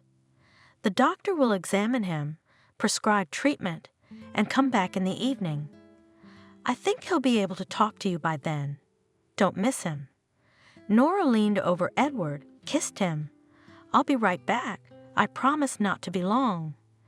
The woman walked out of the hospital and wondered, "Where will I go? If Harry is still in custody, it's not safe to go home. To my mother's, but that would mean putting her in danger too. Harry could meet me at her house. Go to Edward's? I don't think Harry will be looking for me there. I've got the keys with me. That's right. It's probably the safest place." As the young woman pondered, the phone rang. Nora, hello. It's the investigator. The man gave his last name. We have your husband in custody. You have nothing to fear. We have him in custody, and he's already confessing. Could you come to the investigative committee? You'll thank me for saving you from him. Have you forgotten how much you suffered? How I pulled you out of your depression? No, I won't let him anywhere near you. That evening, after waiting for Harry to fall asleep, she locked herself in the bathroom, turned on the water, and called Edward. If you could have seen it, she told him. What did he look like when he found out you were back? I've never seen him like that. Do you want me to talk to him myself? The man asked. I'm begging you. Let's just leave it as it is for now, shall we? She asked. I'll try to talk to him again, only a little later. He must realize that it's impossible to live with someone you don't love. You could just leave with me. Edward suggested it. Leave him, let him live his life as he likes. After all, you can get a divorce through the courts. No, I don't want to do that. I've got to get him to sign the petition. Time passed, and Harry never let his wife out of his sight, supervising her at home, at work, accompanying her everywhere. Nora couldn't find the right occasion to talk. Why are you so pale? One day Harry asked, concerned about his wife's condition. I've been sick this morning, she confessed. Are you ill? No, it's something else. I'm pregnant. You're pregnant. Nora saw her husband's face change. With what? Tell me, bitch. He grabbed her shoulders painfully, pushing her against the wall. Don't touch me, the woman said warningly. You yourself always wanted children. Oh, I see. It suddenly dawned on Harry. You slept with him. Cheated on me? How could you get mixed up with that traitor again? After everything I've done for you? What were you hoping for? Did you think I wouldn't find out? Let it be known that I can't have children. I had the mumps when I was a kid. I loved you, but you deceived me, trampled on my feelings, let that scoundrel crush me. You and Great. He swung at her. Nora squirmed, expecting him to hit her, but instead, he slammed the room door with all his might. Shards of broken glass spattered pitifully. Yes, I cheated on you, and I wasn't going to hide it. Nora looked directly at her husband. I'm asking you to give me a divorce. Let's part amicably. Let me go. How could I have been so wrong about you? Harry looked at her with regret. I thought I was the best of women, and you're just like everyone else. It's all Edward's fault. He has to go away. Yes, when he's gone, will you stop thinking about him and love me? No. Nora shrieked in horror and tried to hold Harry. You wouldn't dare hurt him. Stop it, Harry. You're making a terrible mistake. I'll never love you anyway. I was grateful for this year until I found out you told me the truth. How are you better than Edward? Don't you dare compare me to him. Harry roared. He abandoned you, and I tried to save you. But it wasn't his fault, and you know it as well as I do. Oh, so you're protecting him? You're afraid for his worthless life? He'll pay for everything. I won't let him destroy everything I've built. I had a family, a wife I loved, and then this handsome man shows up again. I'm left with a broken home again. But no, I won't let you. I know what I have to do. Nora grabbed his arm, and he pushed her away from him. Furious, Harry grabbed his jacket and ran out of the apartment, slamming the door loudly. Nora grabbed the phone. Edward, Edward. She kept crying. Pick up the phone. Please, my love. I wouldn't survive if anything happened to you. But the man didn't answer. What should I do? I have to warn him somehow. Harry's capable of anything in his condition. What am I supposed to do? I have to go to him. Right. What am I doing sitting here? Cab. Yeah, we should call a cab, she said as she dialed the number of the cab service. Hello, young lady, would you have a car, please? The woman gave the address. In a few minutes, she was already sitting in the car, continuing to dial her lover's number from time to time. Her anxiety was growing. Not remembering herself, she went up to Edward's apartment. Oh my God, she said when she saw that the door to the apartment was ajar. Am I too late? Her insides were shaking, and on unbendable legs, she strode into the living room and cried out desperately, Edward, my love. Hello, this is Storybooks channel. New videos are posted every day. Subscribe and click the bell. There was a quiet knock in the night. Camille rushed fearfully to the window, squinted her nearsighted eyes, peering into the darkness, but could see nothing, and asked in a trembling voice, "Who's there?" "Open up," she heard outside. "It's Michael Mansfield," cried the landlady, who recognized her husband's voice. "You're back." She ran out onto the veranda, and a moment later let in her daughter and a man with sunken and tired eyes. It took Camille a good hard look to recognize her husband. She rushed toward him with unbridled joy, and he turned away and said, "I'm dirty.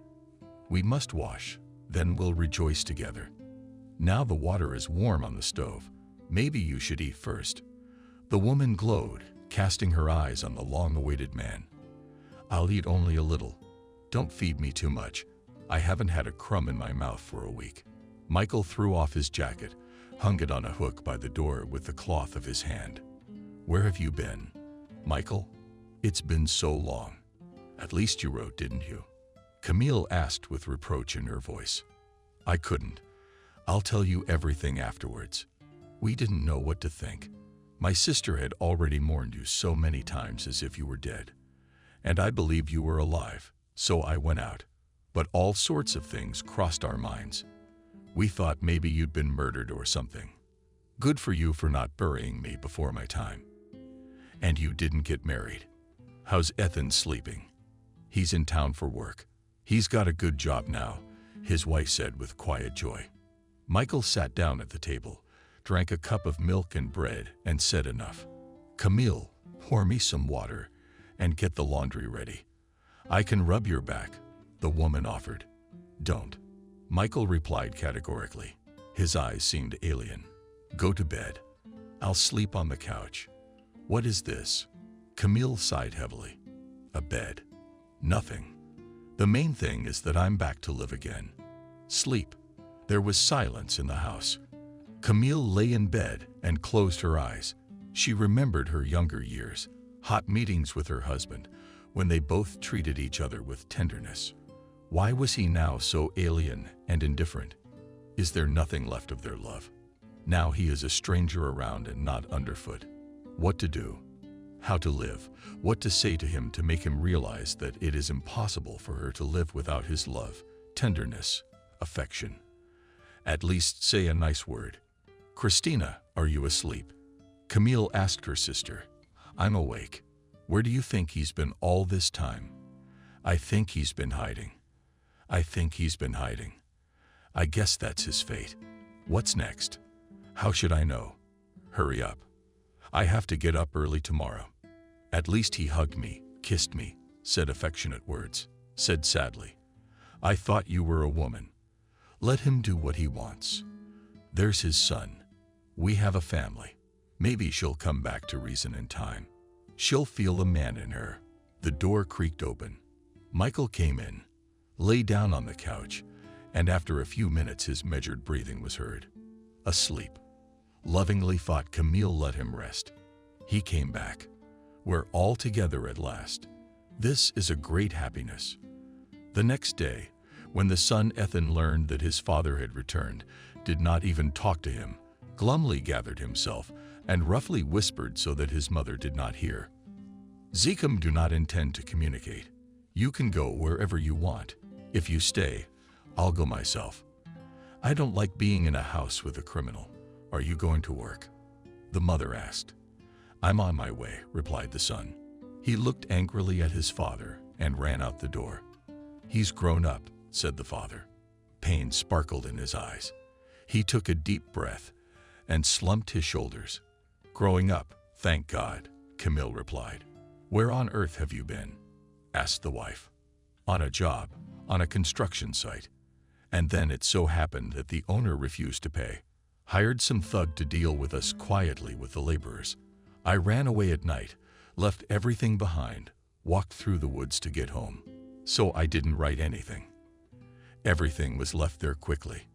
Michael told a story he made up. It was a lie. He had served 5 years in the colony, sacrificing himself for his son. Now he escaped when exhausted by the heavy regime and beatings, pretended to be sick, won a place in the prison hospital, and from there he cheated. He made a daring escape. At night while the convoy dozed off. 5 years ago, he told the family to move to the country to his wife's sister Christina, explained himself vaguely. He sold his apartment in the city for debt. Work problems, and he needed to get away for a while. Did he actually pay whoever he needed to pay with the money from the apartment? Hired a lawyer to keep the family from knowing about the accident. That wasn't easy. Investigators insisted on questioning his wife and son. Even with money, Michael Mansfield barely managed to keep his family from being tortured by the investigation. He couldn't buy himself out of jail time, but he saved his wife and son from a terrible blow. For how long? No place to live. He came home like a beaten dog when he felt sorry for his family. And now what? Life in prison had turned Michael into a cruel, hard man. He already regretted that he didn't tell his wife everything at once and sacrificed his son. And all for what? Here's the son, now he turns his nose up. He didn't appreciate his father's deed. So what was it all for then?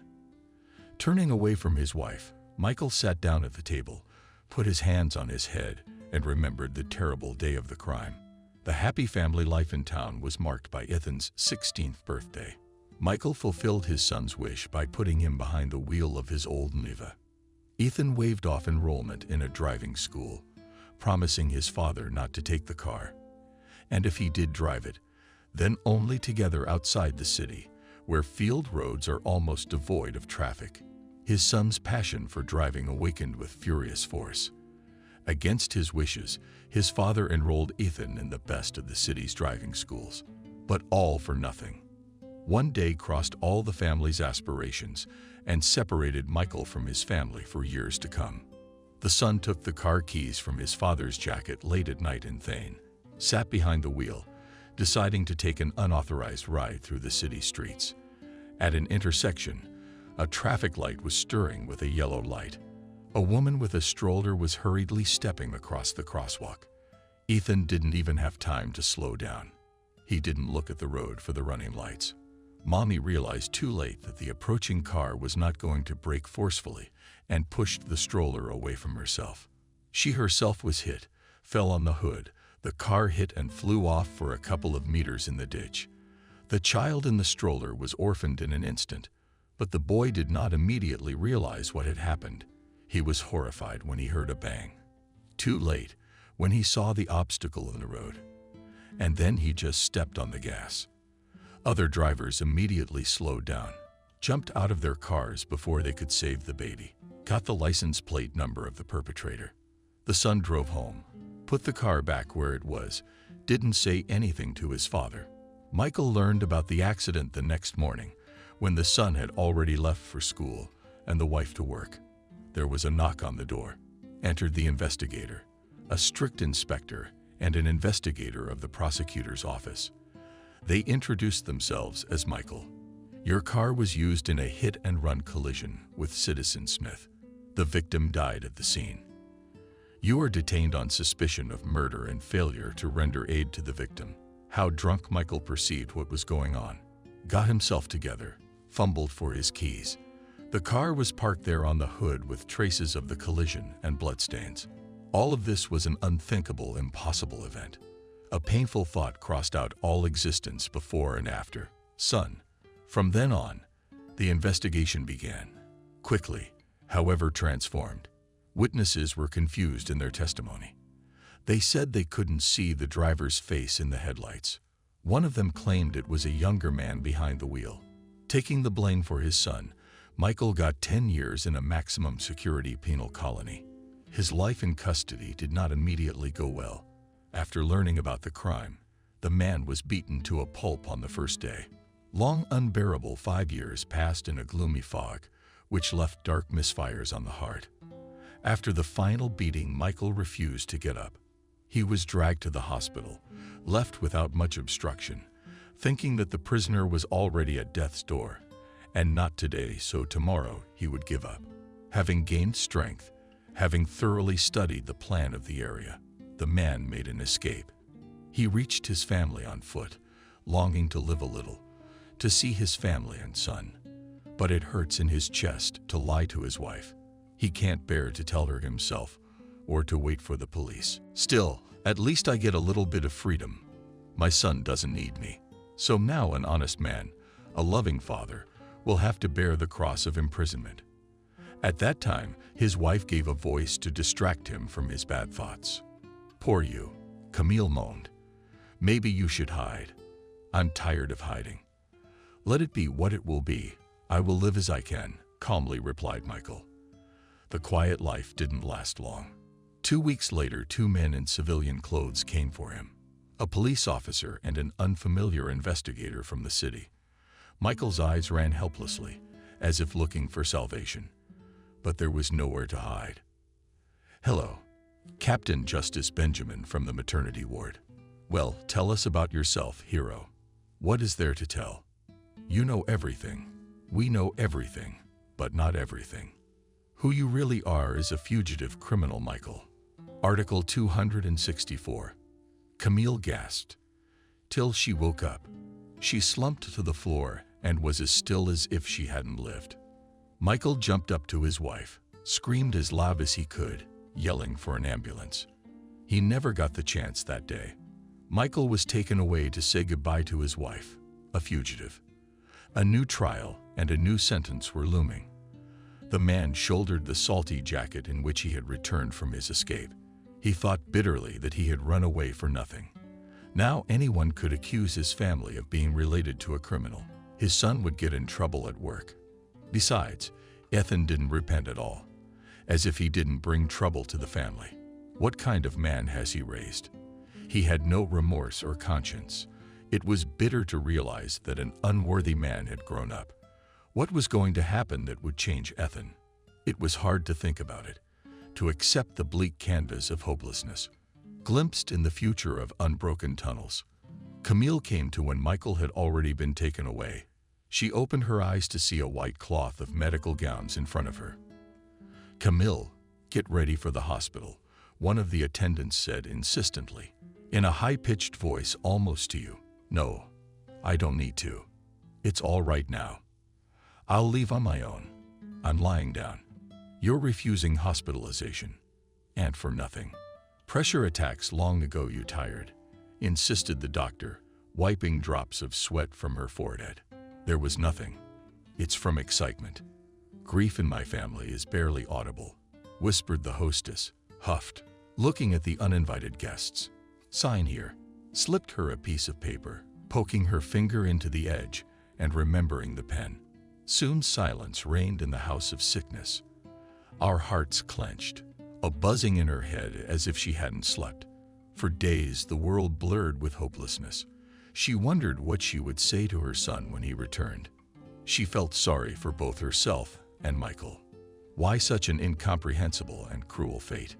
She dreamed so much to live near her husband, to take care of him, to create a family together. But here, they were next to each other, and happiness bypasses them. Some people and events constantly radiate them. Camille wiped her tears, went out into the yard, and looked around.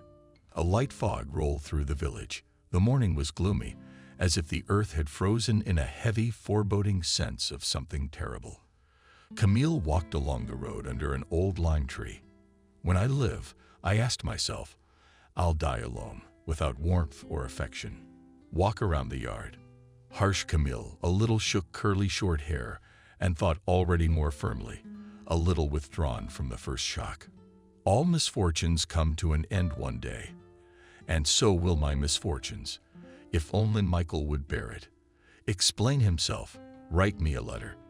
What really happened?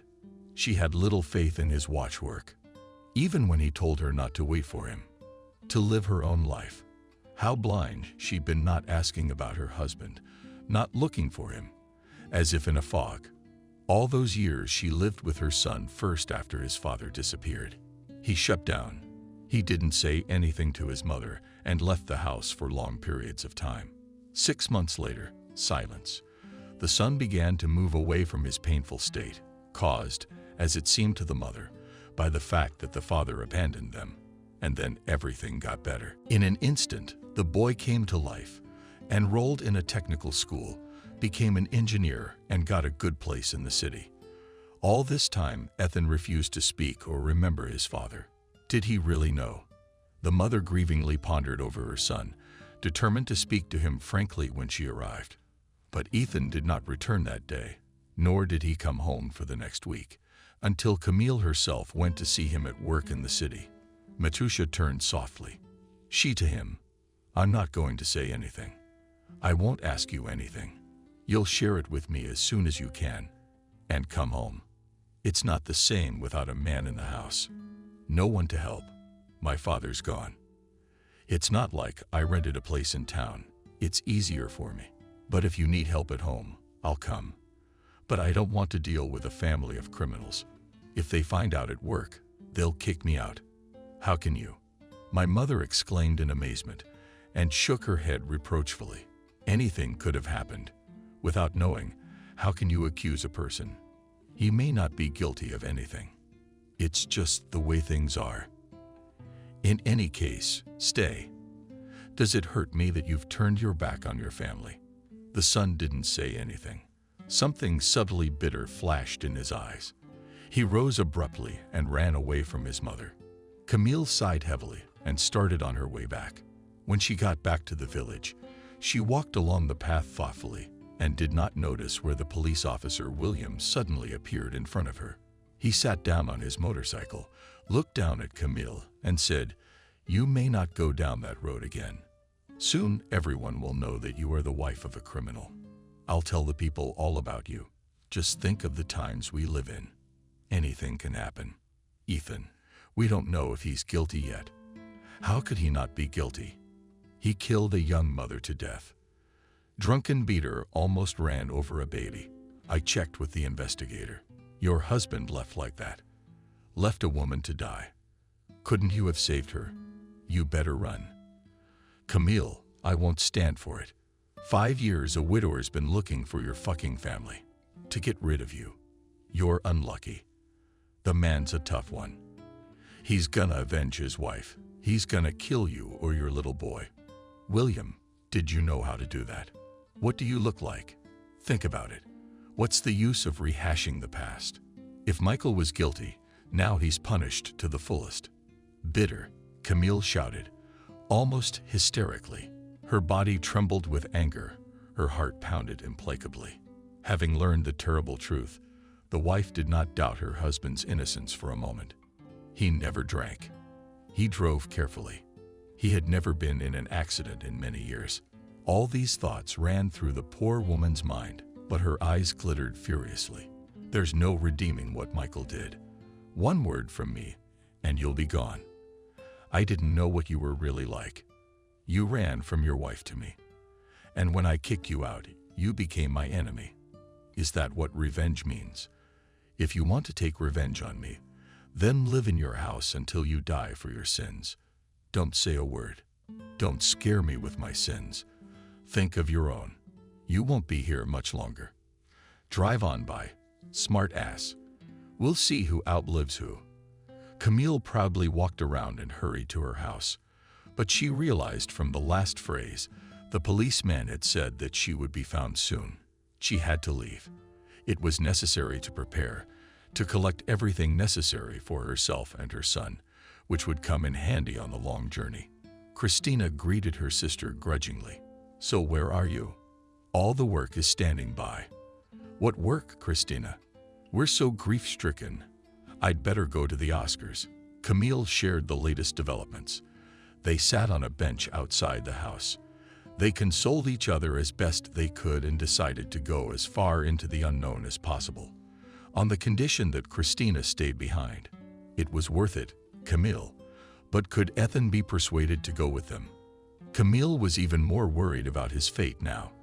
Her gut told her that her son was involved in his father's business, but he was hiding it from his mother and would not share it. To avoid getting in trouble with me, you can temporarily move in with your family.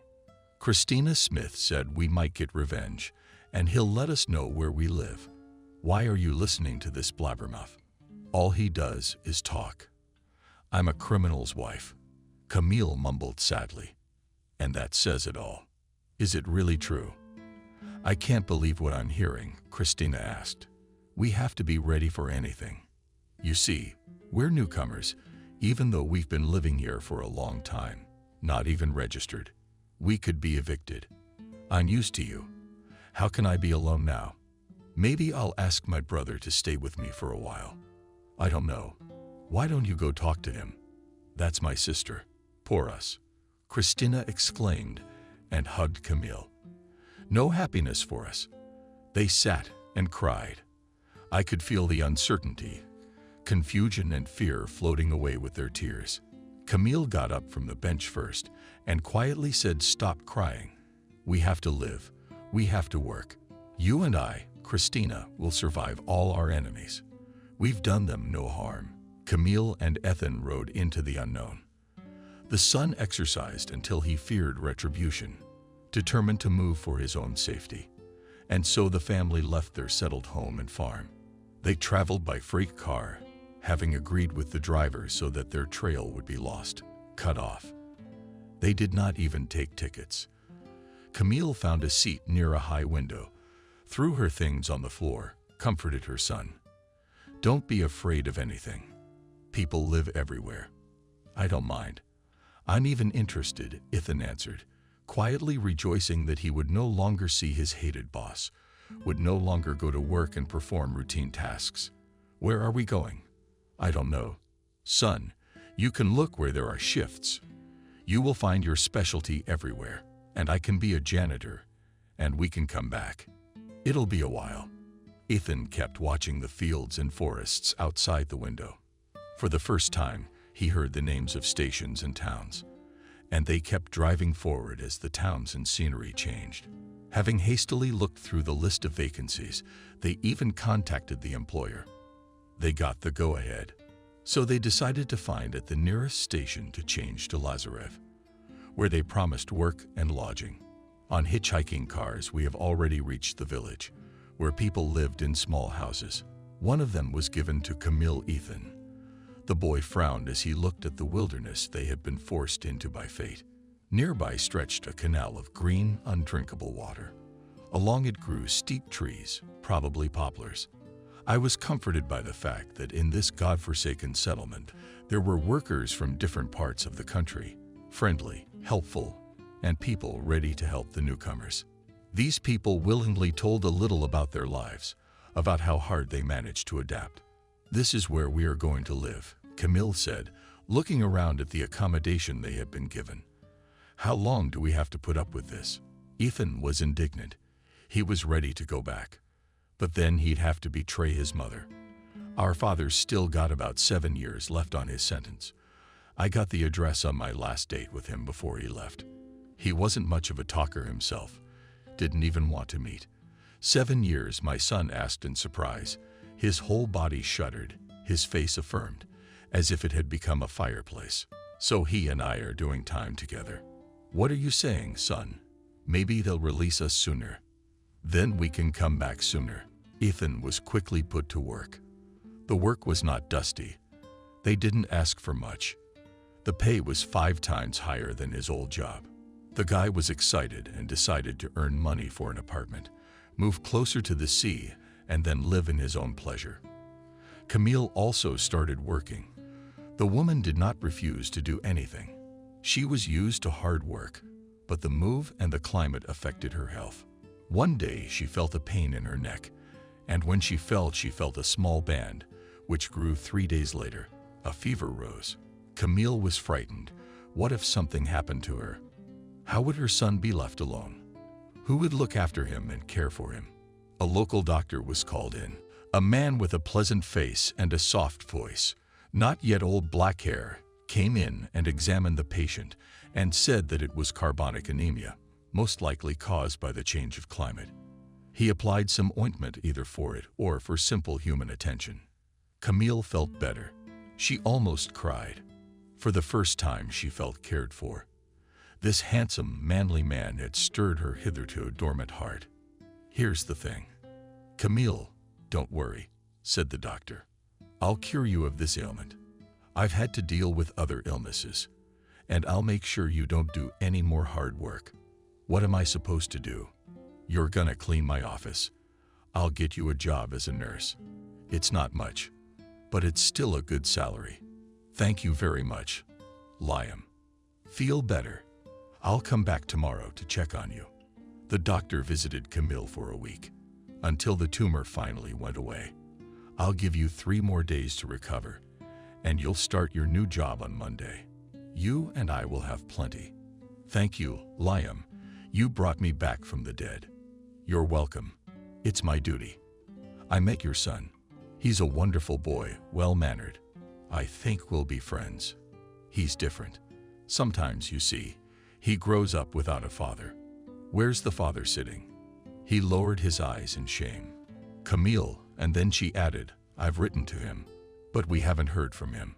I hope he's alive. What's he in for? The doctor asked. Then he realized, it's none of my business. Camille sighed softly and said, poor people suffer for no reason. It's not his fault, but he's hiding something. He took it all on himself. In these moments, she was still pushing away from herself the terrible thoughts concerning the truth of that hit and run. But in her mind, there were still images of insight, of the true state of affairs. I look forward to seeing you at work, Liam went out. And Camille thought happily that the world was not without good people, but that they would get by in the middle of nowhere. The time would come. They'd come home. Even if they had to live here for a few years. The woman remembered her garden, orphaned and home, and cried quietly with longing and sadness. Camille went to work until lunchtime washing. She cleaned the floors of Dr. Silverstav's office, and then in the evening, she washed medical dishes, sterilized it one day on New Year's Eve. The doctor was late at work, sat writing at his desk and prevented Camille, who was in a hurry to get home, because she wanted to celebrate the holiday with her son and cook him something tasty for dinner. What is it, Liam, that you've earned so much? All the people are getting ready to celebrate, and you haven't gotten off work. It's nice to be with you, Camille. I don't want to go home. Let's celebrate New Year's Eve together. The man suddenly proposed and looked intently into the eyes of the former woman. I have some wine here. I have some candy, and a melon I bought at the market when I went downtown. The doctor took a bottle of wine out of the cupboard and invited Camille. Put your rags aside. Sit down at the table. The woman wiped her hands while stroking her curly hair and quietly sat down to the table. The man kept looking at the guest with tenderness, filled a glass with wine. Put it down. Let's drink to the new year, my dear. May it bring us happiness, good health, and all the best in our lives. May it be so. Bless you, Liam. I answered. Raised the glasses. We clinked glasses. You're just a heroic woman. Suddenly, a man confessed. And very beautiful. What are you saying? I'm the wife of a criminal. Such a stigma, which will not be washed away for the rest of my life. The woman said sadly, sighing bitterly. Good hostess, I can see that everything burns in your hands. I liked you from the first time I met you. The time for confessions had begun. Camille knew it would be soon. She could barely keep her heart from going into her chest. I don't even know how to thank you for everything, Camille said. You don't have to do anything. People should help each other. I've been wanting to talk to you about an important topic for a long time. I don't know how to begin. The woman looked boldly at the doctor and said with a sincere smile, Finish, don't be shy. I am a simple woman, I will understand everything. The doctor was silent. Then he took out of his pocket a pack of MP smoked, hiding his eyes behind a cloud of smoke, and quietly said to us, "Camille, you'll have to live here for a long time. My wife divorced me and left, and your husband is nowhere to be found. I would be happy if we could be together and walk side by side through life." Camille sighed, and her face blushed. She tousled her unruly hair and said in a trembling voice, "Liam, darling, anything but that. I'll never cheat on my husband as long as he's alive. And he is. I will wait for him always. I'm sorry to disappoint you, but it's my bitter truth. He's the only one I love." "All right, that's enough. I understand," said the doctor sorrowfully. Camille jumped out from behind the desk, threw her coat over her shoulders. The man didn't let her go so easily. He jumped up next, tugged her hand, and nestled it against his lips. And the women? A voluptuous wave, like a poison, swept over her passion, to plunge headlong into the tenderness this handsome and determined man was showing her. The woman wanted to give up, but managed to overcome her feelings. "I'll go, I'm sorry." "Wait, take a melon. Give it to your son as a gift from me." The doctor did not look at it, studied the gift, and turned away with annoyance. "I apologize if anything is wrong. Happy New Year." The doctor bent down again to kiss Camille, but she jumped out of the door, frightened. She liked the man very much, and her soul was drawn to him. But Ethan was waiting at home, complaining daily about the lack of life in this hell. Camille stepped off the porch, saw the black sky above her, rare stars, but hurried home. Her son met her grudgingly. "What took you so long today?" "It's the end of the year. I had to clean up properly. I've prepared the table. Come on, let's celebrate." "The doctor gave you a melon. Where did he get it in the middle of winter? Is there such a thing?" Ethan smelled the melon with pleasure. "How was the party at work?" "It was fun," his mother asked, remembering that the workers wanted to have a corporate party. "What kind of fun?" "No girls, hardly any. The workers jumped to the balalaika. That's all. But now, it'll be the weekend. You'll have a rest," Camille said, thinking about Seliverstova, how she would now work with him, and how to behave in general to pretend that nothing had happened. A day later she came to work, noticed that the doctor sadly meets her gaze. "I feel awkward. I'll have to change jobs," Camille thought. "I'm so used to it. I'll have to do something about this place. It would be nice to get out of here altogether." The days were quiet but dreary. Liam pestered Camille, not letting her breathe. The woman felt she would give up just a little more. But a month later she received a letter from Michael. He said he was working at the mine, but he'd fallen ill. He is now undergoing treatment. The letter was short but warm. Michael was waiting to meet his wife. Said he loved the man, never broken by prison. The event stirred. It gave Camille the strength to wait for Michael's return. But she had to move now so her paths would never cross again. The neighborhood center found her a job bagging cotton. She rented an apartment. There was room for Ethan, who had moved to a higher position. A new life began for the boy. He liked it better in the center, as there were no entertainment in the village, and here there was civilization. Cinemas, swimming pool, gym, and other joys of the modern world. The boy made a lot of friends. He was rarely at home. At that time, his father pulled the burden of prison life instead of his son. Work in the mine, where Michael was imprisoned, was hard and dangerous. With poor nutrition took a lot of energy. The man tried not to think about the fact that he would have to live like that for another 7 years, for which he was sentenced. From time to time there were accidents, flooding, methane explosions, and people died in the mines. No one tried to save the prisoners. The only lucky thing was that there were freelancers working nearby who treated people with understanding and humanity, even though they knew they were criminals. The workers shared bread and hot tea from thermoses. Michael bitterly realized the wrongness of this life. The native son never repented. Moreover, he cut his father out of his life, while strangers showed him sympathy. What was there to live for? The strength was leaving the man, who was losing interest in his existence. Sometimes the man returned with thoughts to this world to cheer himself up. He thought that it was not by chance that he had been given this trial. Diseases did not take him for a long time. However, the daily breathing of coal dust for 2 years still had a bad effect on his health. Michael developed a dark spot on his lungs. The disease began with a strong cough and high fever, so he was put in the hospital. While they examined and treated him, Michael, in his spare time, took up the notes he had been writing in his head for a long time. However, they were just diary notes. He wanted his manuscript to live on, and his son read these notes and understood everything. In the ward where Michael was assigned, there were other patients who distracted him with complimentary conversations.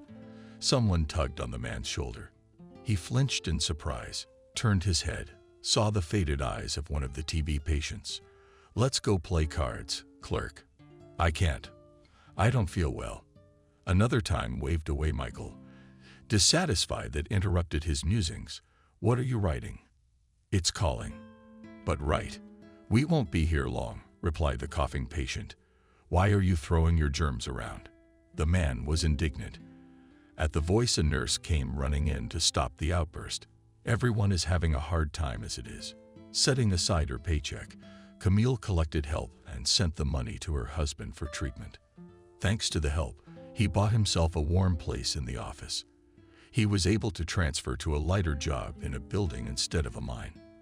From time to time, he carried gifts to the doctors, and they put him in the hospital and treated him as best they could with the medicine they had on hand.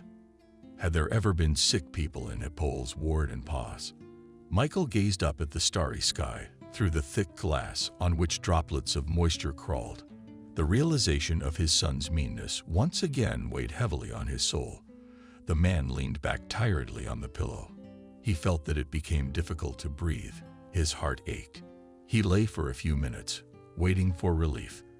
The pain in his heart was growing. He thought that he should ask the nurse for some valerian, though he was still afraid that they would not give him some poison. However, he got up and quietly, so as not to wake up any of the patients, went out into the corridor, where there was more clean air. After 3 years, Michael was released. He immediately decided to go to his wife and son, whom he had not seen for almost 10 years. The long road stretched in time for almost a week, and the desire seemed to be the meeting. He decided to forget forever what he had to endure in prison. He rode in silence, glancing sternly at his fellow travelers. No one wanted to tell about his sufferings. I believe that they had faded into oblivion. Fear, camp, death. People in detention died of hunger. Cold was forced to endure suffering, humiliation, abuse. The pain he experienced had to be thrown out of his memory and soul. Otherwise, as he realized, it would be impossible to live further with an exorbitant resentment against himself, his relatives, and friends. Forget. The wheels of the train were knocking when the boundless steps spread out behind the car window more than once and warmly. Michael joyfully thought that soon he would see his relatives, and it would be his reward for long suffering and patience. He believed that his son had not only grown up, but also strengthened his soul. That means that he would accept his father and repent of his deed. The small town where Camille and Ethan lived was not far from the station. I drove to it. Michael easily found the right street and house from the address. He knocked on the door. A tall, bearded man with clear eyes opened the door. Am I in the right place? His father didn't recognize this man as his son. I'm looking for Camille. Does she live here? It's my mother, the man said, confused and resentful. So you, Ethan, are my son? The guest exclaimed in surprise, looking into the stranger's face. I am Ethan. So you are, father. But you don't come to me with nonsense.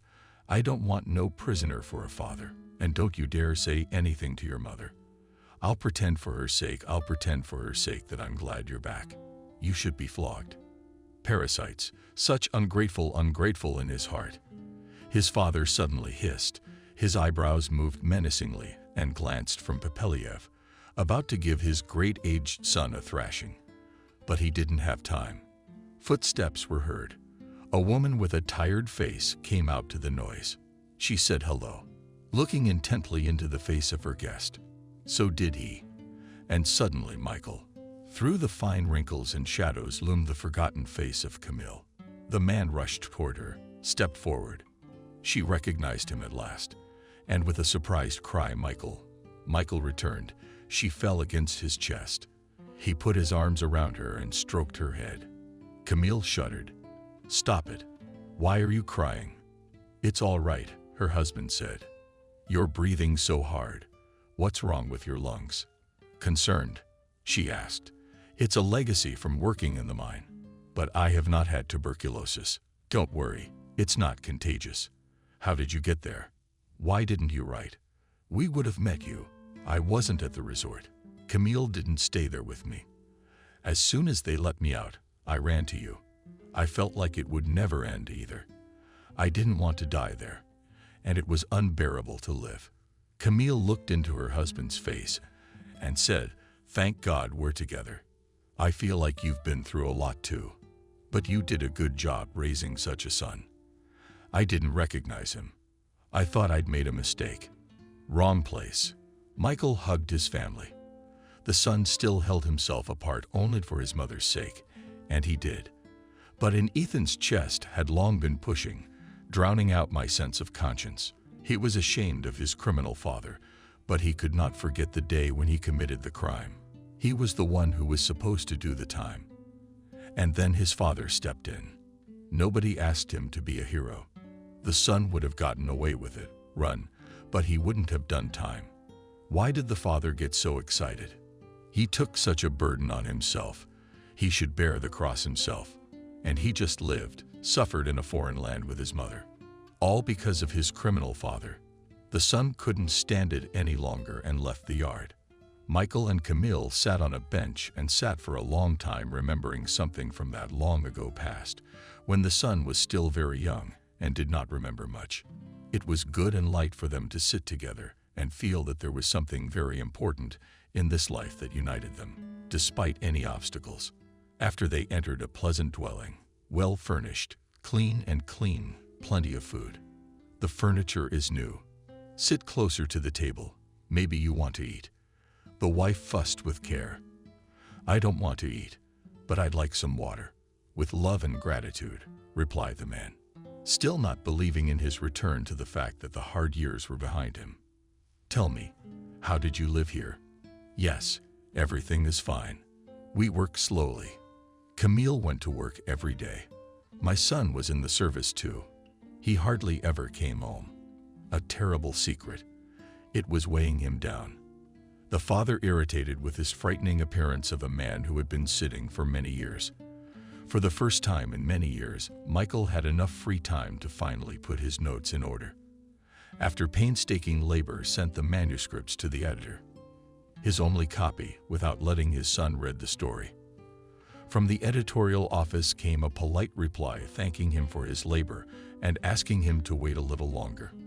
With the release of the book, Michael realized that no one took his work seriously. Dreams that he could become a recognizable writer crumbled. It was replaced by a bitter realization. No one wants it yet.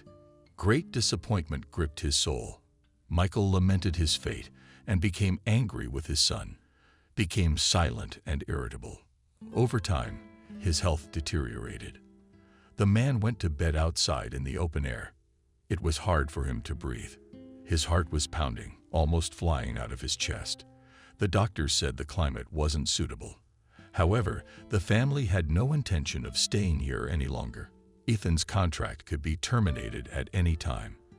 As soon as the son finished the third term of the contract, they decided to return to their native village. True, Camille did not immediately agree, as I imagined that Midrozhkn and his nasty daughter Maria, who gave us no life. "I don't want to think about Karachevo," she spoke anxiously. "Let's stay in the Far East, such a beautiful city." "Not Camille. My health is weak. I want to die. I'm at home among strangers. I want to retire to my native land," objected Michael. "You will live without thinking of death?" asked the wife. "I've been wanting to go back for a long time," said the son. When did you come to an agreement? Camille was surprised. The first day you came back. It was clear right away. I don't belong here. Again, Camille was on the road, buying and selling things. Michael was packing and getting the luggage ready to go. Ethan was gone all day. Somewhere on the street, he was saying goodbye to his friends in the service. A girl Ethan was friends with wanted to study to be an actress, dreamed of going to Moscow. She called him to come with her. The man was still ashamed of his father's dark past. The truth about him and his family might come out. It would be embarrassing. Let's do this, he told the girl. If you go to school, I will come to you in Moscow, find a job, and help you in any way I can. If you don't get in, you will come to me in Karachi, and there together we will decide how to live on. It's a deal. The girl agreed easily and put her hot arms around Guy's neck. A week later, she came to see Ethan off at the train station. In the presence of his parents, the guy felt constrained. He only stared intently at the girl, trying to remember her as beautiful as she was now. When his mother called, he retreated a few steps, stopped, waved, and jumped into the car. Then how long was the ride? No matter what Ethan did looking out the window or lying down with his eyes closed, he saw only a girl with blonde straight hair in front of him because of the separation from his beloved. The meeting with his native village was not as joyful as he had dreamed and imagined. The old station building looked the same as before. The same tall trees welcomed green branches under the hot wind. Sparrows flew down in flocks and landed on the platform. To the returning family, it seemed as if they were back in the old days, and when they looked, they noticed that they didn't see a single familiar face. Michael went to the station square, saw a young cab driver, asked him how much he would charge. He replied that the ride was not expensive. They drove in silence, looking at the surroundings, and did not recognize the former places. New trees had grown, disappeared, and the fields were overgrown with weeds. The cab driver tried to speak, asked who they were, where were they from. Michael evasively explained that they were traveling for work. But, as they say, well, only where we are not. That's why they come back to their homeland. Now many people are looking for easy money. They go far away. The guy answered.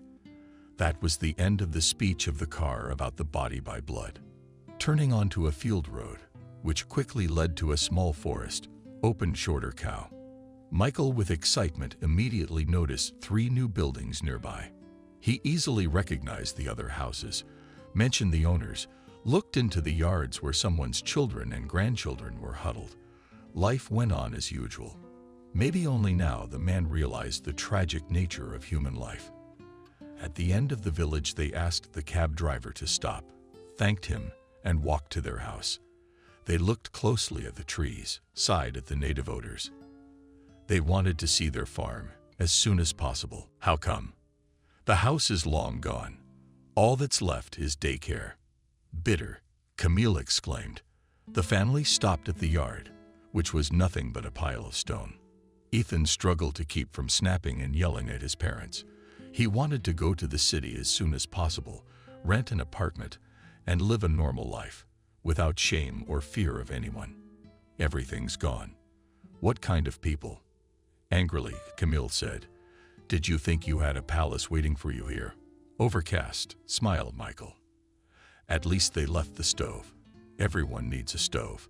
How can you be so calm? I'm happy to be alive and free. Will we build a new house? Suddenly, a familiar voice called out to them. I see the criminals have returned to them. William came. Well, you tore down the house, and now you've come to rejoice in our misfortune. I'm on the offensive. Camille, you're wrong to attack me. People thought you were gone for good, so they took everything of value. William started making excuses. There's nothing to be sorry about. Your old house was worthless, and then that little man came along whose wife your father had killed. Ethan shuddered and turned away. So he and his men used it for firewood. Buy a log, and I'll help you build a new house. Wow. Camille dismissively threw the figure of the aged district officer and asked, Why are you from the bosses to the builders? I've been in simple ones for a long time. Young, literate people came to replace us, and we have done our time, served the fatherland. How is your family? Michael asked. No, I've already buried my wife. She was in the hospital for a month, and then the doctors said to take her away. Let her stay at home. They prescribed some pills, and she drank them, and one day she didn't wake up. Easy death.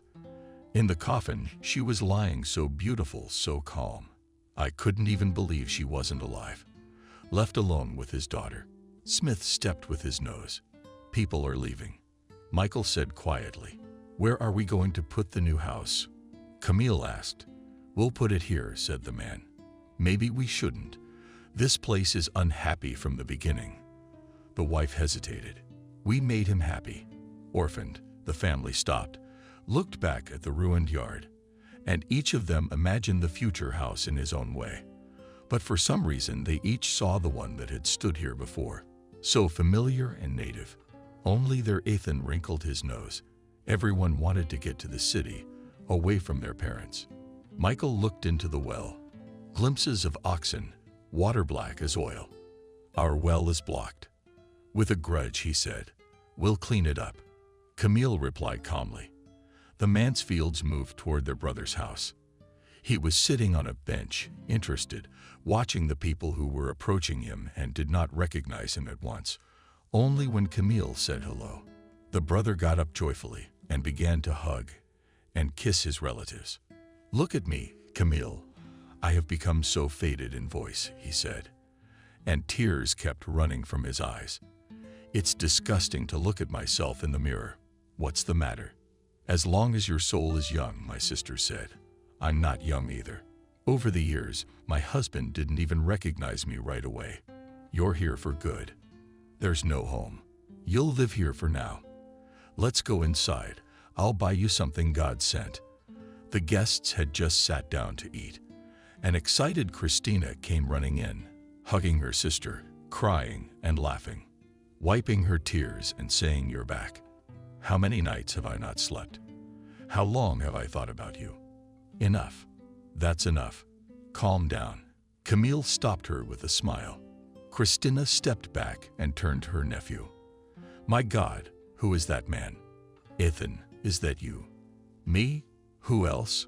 Barefoot replied the boy. That's how the Cavalier grew up. There was no limit to the peasant's joy.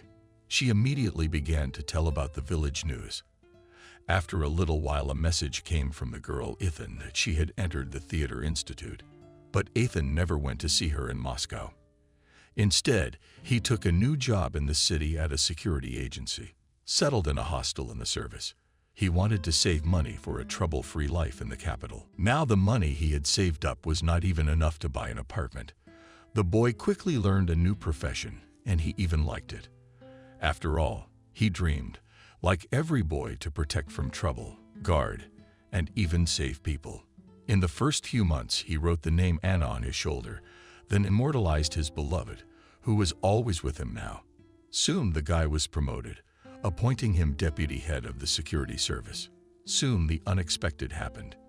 Anna sent a long message thanking him for his understanding and longtime friendship, but informing him that she had met a great and true love. She wrote that she had married a good man and was happy that she could unite not only love, but also a common cause. Plus bragged that she had already been invited to a movie shoot. Ethan read the message and realized that he had lost it forever. Life had lost its meaning. A new blow struck the unhappy man like a punishment from heaven. A sin committed in advance. What was he to labor for now? Work? No life. Ahead instead of the future is darkness, where there is no love and never will be, and no pity for his father. What kind of monster is he? Because of him, his own man spent more than 10 years in prison. He sacrificed himself. And who is he? He's nothing. For 24 hours, Ethan lay on his bed facing the wall, clenching his teeth to keep from screaming with hatred and powerlessness. At night he tried to sleep, but the voices in his subconscious woke him up and kept him awake. Daddy's daddy ran him over. In the morning, the boss called, ordered to report to work in a severe psychological disorder. The man entered the office to the management, sat down with his head down on the table, and go to work. "Hear you what the resort ordered." "I cannot," replied Ethan. "What can be sick, so go to the hospital." "My soul hurts," quietly answered the guy. From grief, he lost his strength and could not move.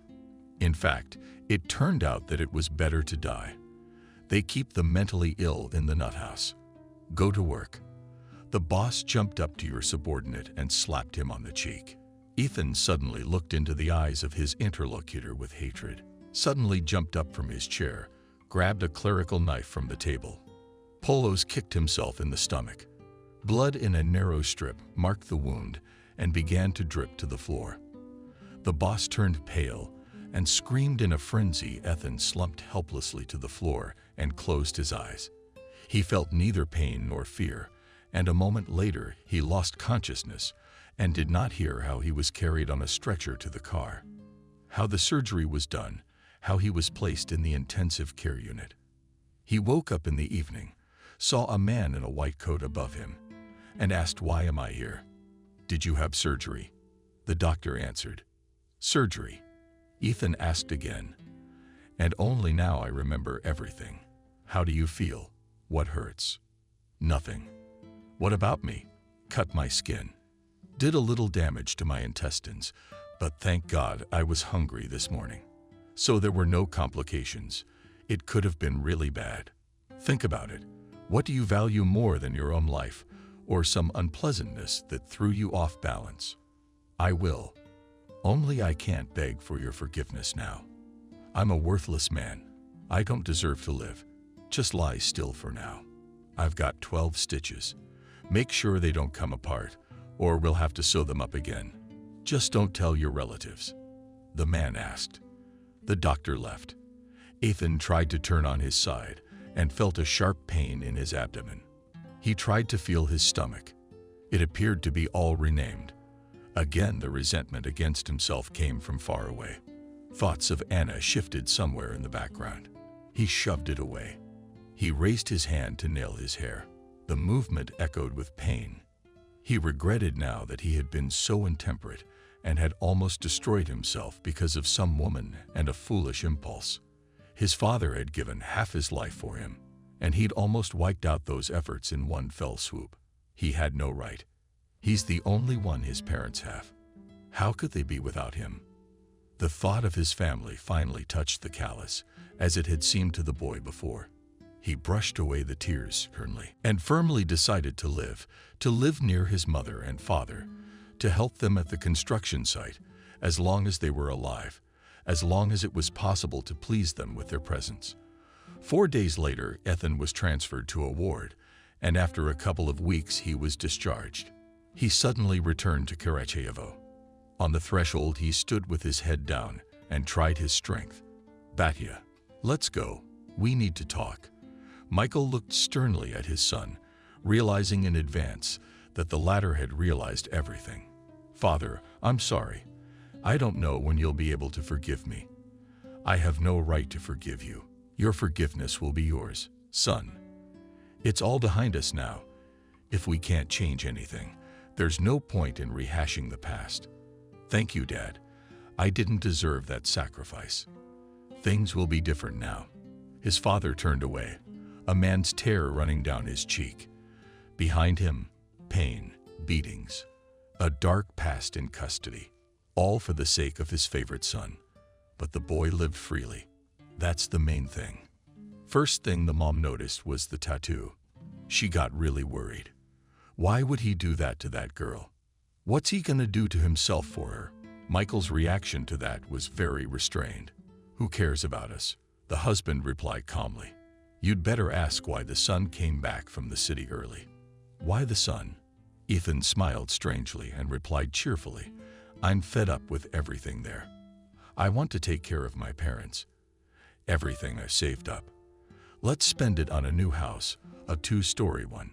Camille was suspicious and asked insistently if you were joking, son. "Did something happen?" "Nothing happened.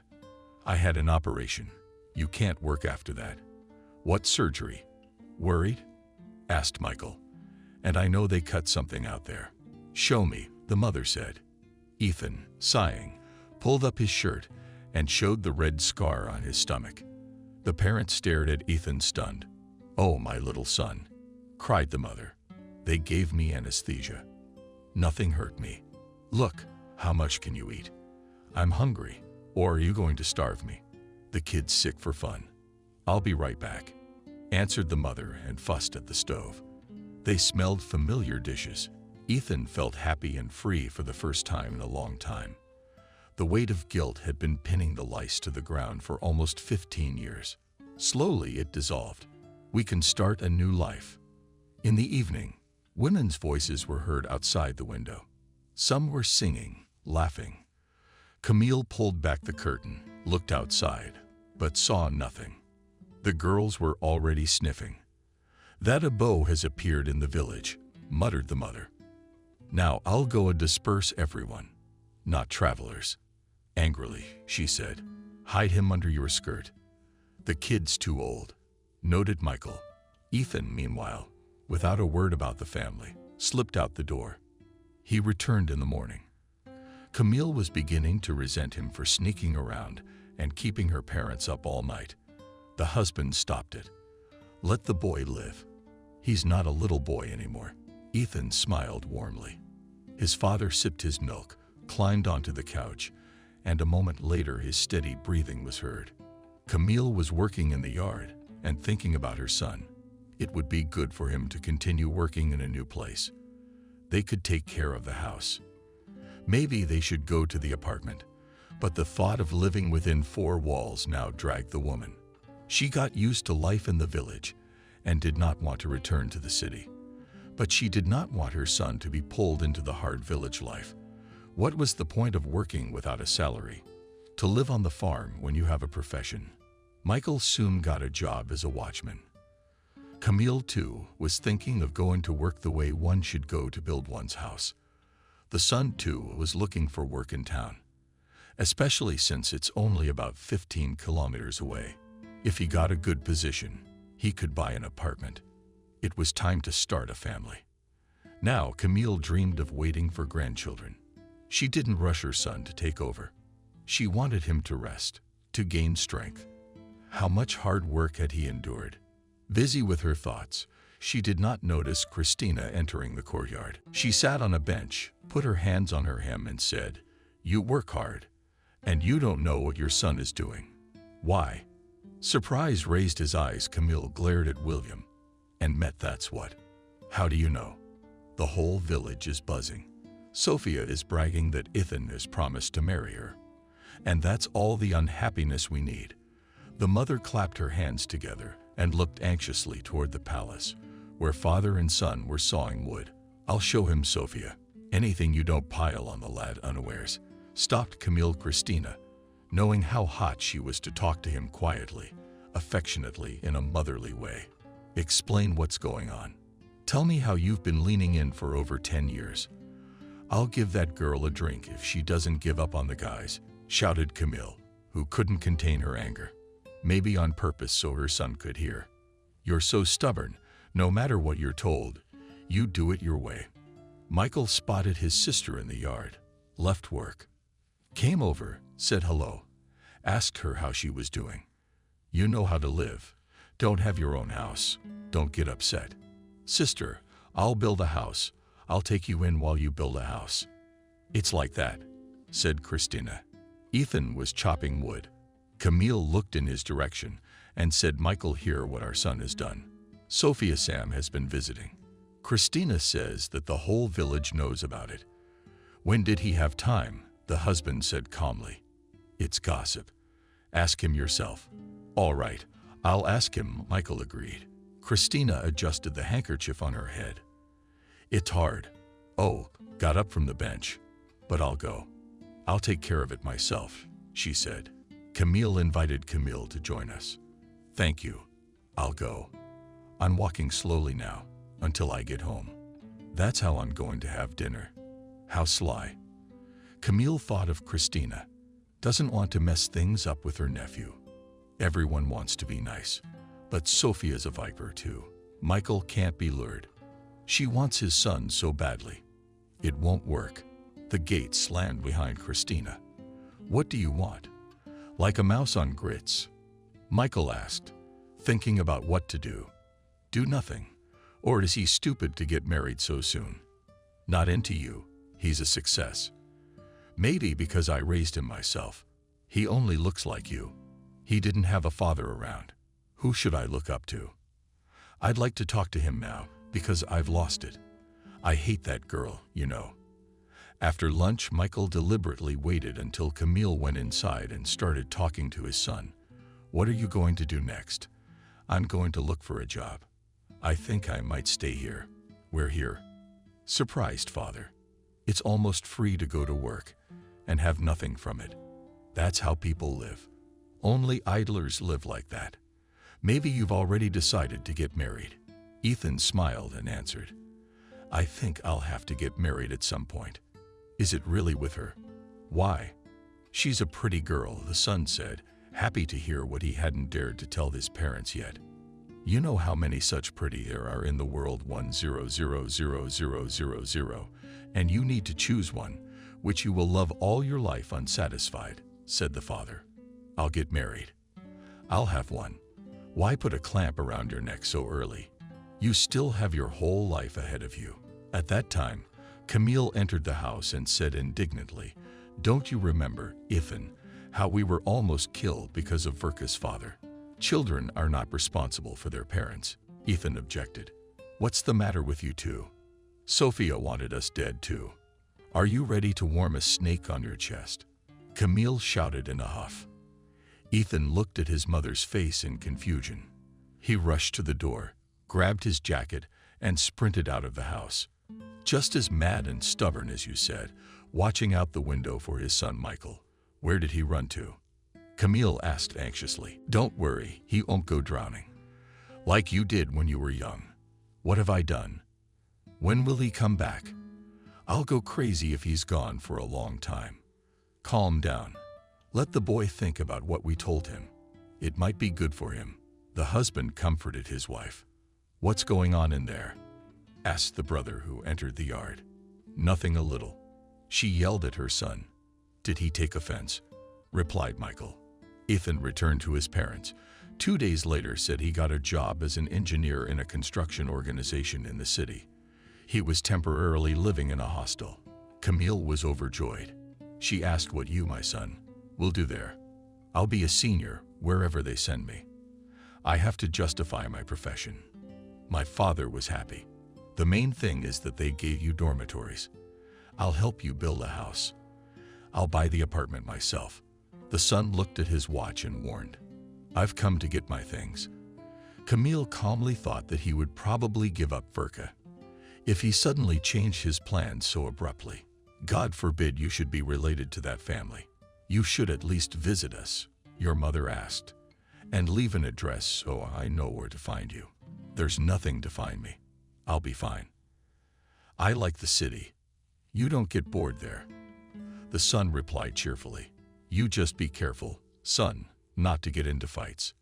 Oh, always you, Mom, something that makes up. I only want to eat as soon as possible, because I'll be late for the next bus, Ethan answered, dumping his suit, shirts, and underwear into his suitcase. The son ate with gusto, and his parents watched him with amusement. Their son's bloodline. The daughter has grown up. The boy is on his feet, and he needs his parents only to check in with them from time to time and show them what he has become. How long ago did you celebrate your 16th birthday? All right, I'm out of here, Ethan said. God bless Eddie. And remember what I told you.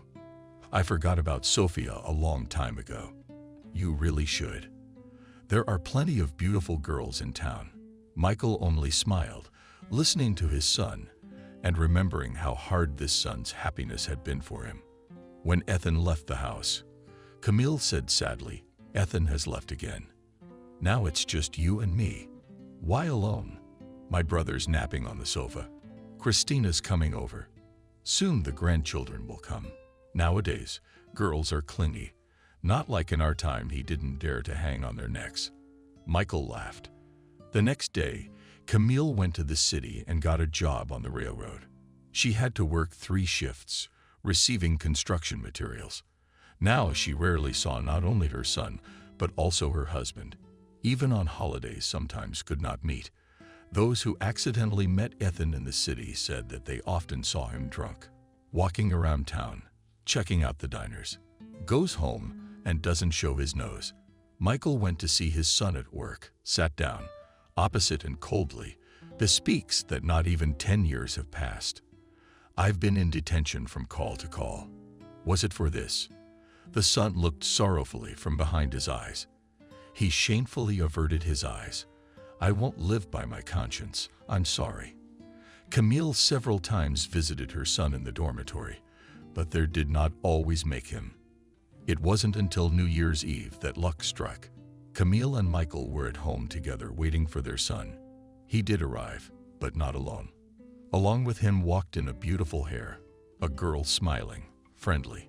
Meet my wife, Ethan announced from the doorstep. The mother shuddered like a wife. Where from? From the city, originally from Minsk region. Works in a cafe as a cook. Anyway, he cooks good food. I won't go hungry. What's your name?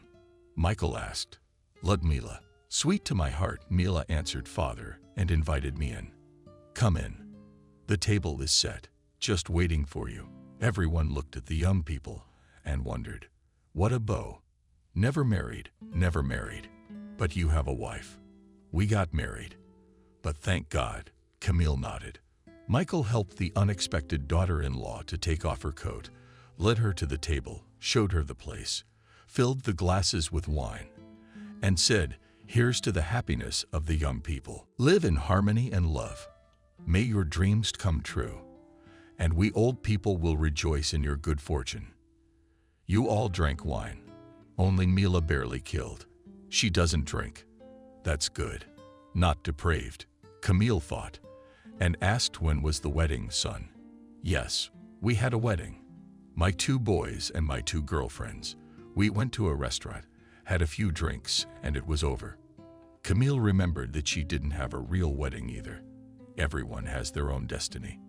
So where do you live? Worried, mother asked.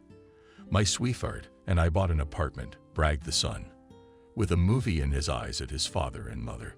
We have to start building a house, said the father, and us. We'll build. The family has increased. Do we have guests to meet? Michael smiled happily. Let's drink to the new year. May it help all our plans come true. Bitter, Camille proclaimed loudly and solemnly. Mila looked shamefully at Ethan, but he hugged her and kissed her heartily. Michael smiled contentedly and thought, after all, my son has justified the life I gave him. Gave him 12 years of life. In the spring, Mansfield began construction on the subway. The man was still helping out. Even when he wasn't invited to the site, he put up walls. His son helped. Over the summer, they put the roof on, built the furnace, even built a barn to house the livestock. Then my granddaughter Zoya was born. The daughter-in-law moved with the baby to Ethan's parents to help nurse her. Camille gave the baby all her love and tenderness. Michael marveled as he watched his wife.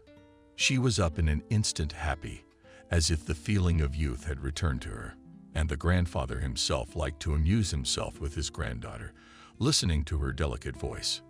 A year later, the daughter-in-law gave birth to another grandson, Jack. The house became crowded and noisy. Camille felt happy. Then came a letter from Camille's older sister, Wendy, who had lived in America for many years. She had already been told the news about her son and grandchildren. Someone complained to Wendy that Ethan was a bad son, not inviting his parents to his wedding. What does he like to drink? Michael knew many of the relatives, out of jealousy, were ready to embarrass a man to make themselves feel more important. Of course, maybe Ethan is not a perfect son, but not worse than others hold the family. Loves his wife and kids. And as for the shot, who doesn't drink nowadays? I was surprised by something else. Living 1,000 kilometers away in America, Wendy was eager to find out about his family, to influence Camille and Ethan. His Michael was persistent in calling him to visit, luring him with his wealth. bragging about the two-story house where she lived happily with her husband in a rich and free country. In one message, she suddenly wrote Camille, "No need to go. Come alone, I'll show you all of America." She persisted in reminding me that she was childless, which meant that the American inheritance could go to her son Michael and her grandchildren.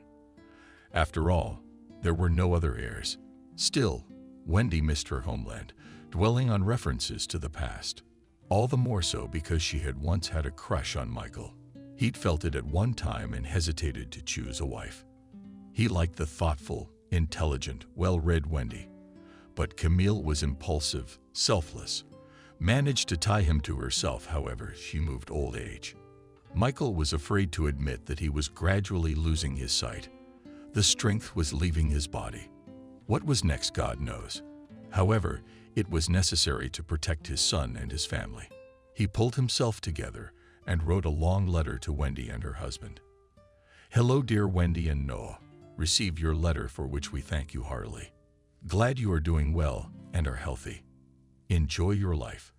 From seeing friends and from working in the garden, I thank you heartily for inviting me to visit you. However, I'm convinced that I won't be allowed in. You know my background. Besides, only close relatives of the father's mother's brothers or sisters are allowed abroad. I'll tell you about Ethan. He used to like to hang out when he was single. Now that he's got kids, it's hardly ever the same. He's good to me and Camille, to his wife. He celebrated his wedding very modestly, only with his closest friends, as he didn't want to burden us with the hassle. Come and meet his family and see for yourself. He's a good family man. We are happy to have grandchildren in our old age, and we're happy that everything worked out great for our son. Our daughter-in-law is beautiful, neat, and cooks well. She is from the village, work is not afraid. The only trouble is that old age is already reminding us of its presence. But everything is fine. We wish you success, good health. Greetings from our large Mansfield family." He decided to take the letter to the post office, although the day was frosty, but the breeze was already warm for spring. On the way, Michael went to the store where the villagers usually gathered to wait for fresh bread to be delivered. This time, there were several old men and women gathered there. One elderly man was quarreling loudly with a sales clerk, Shina. "See what a bitch she is. She cheated me out of 20 cents. You think I'm old and can't count." Sophia threw 2 coins on the counter and yelled a 20 at you. "Just get out of my face. You're getting on my nerves. I'm gonna punch you in the face. I don't care if it's a grandma's grandpa taking the swing. If you try to call the police, they'll soon calm you down." Sophia started threatening me. "I'll file a complaint today. You won't cheat here." Enraged, the customer promised. Michael pulled the old man by the sleeve and said, chuckling, still flipping with a hammer, "And the collection of what? To make it die. Cholera, it's eternally out of balance. Let's go out for some fresh air. Let's remember our youth." Grandpa's angrily scooping coins off the counter. "Michael, you're the only smart man I've ever respected." They left the store. At first, they talked about the farm.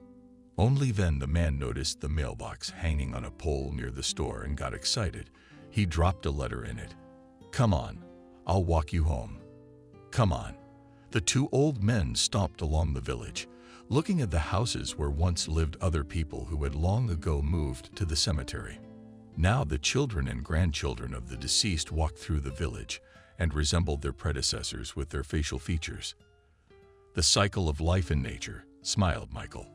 "And I'm still living." "And how do you feel?" he asked. "When I woke up this morning, I think my fingernails were the only thing that didn't hurt. I'm all beat up. And when you wake up one day and feel nothing hurts, you'll know you're dead." He laughed. "Ugh, what are you saying?" The old man was angry.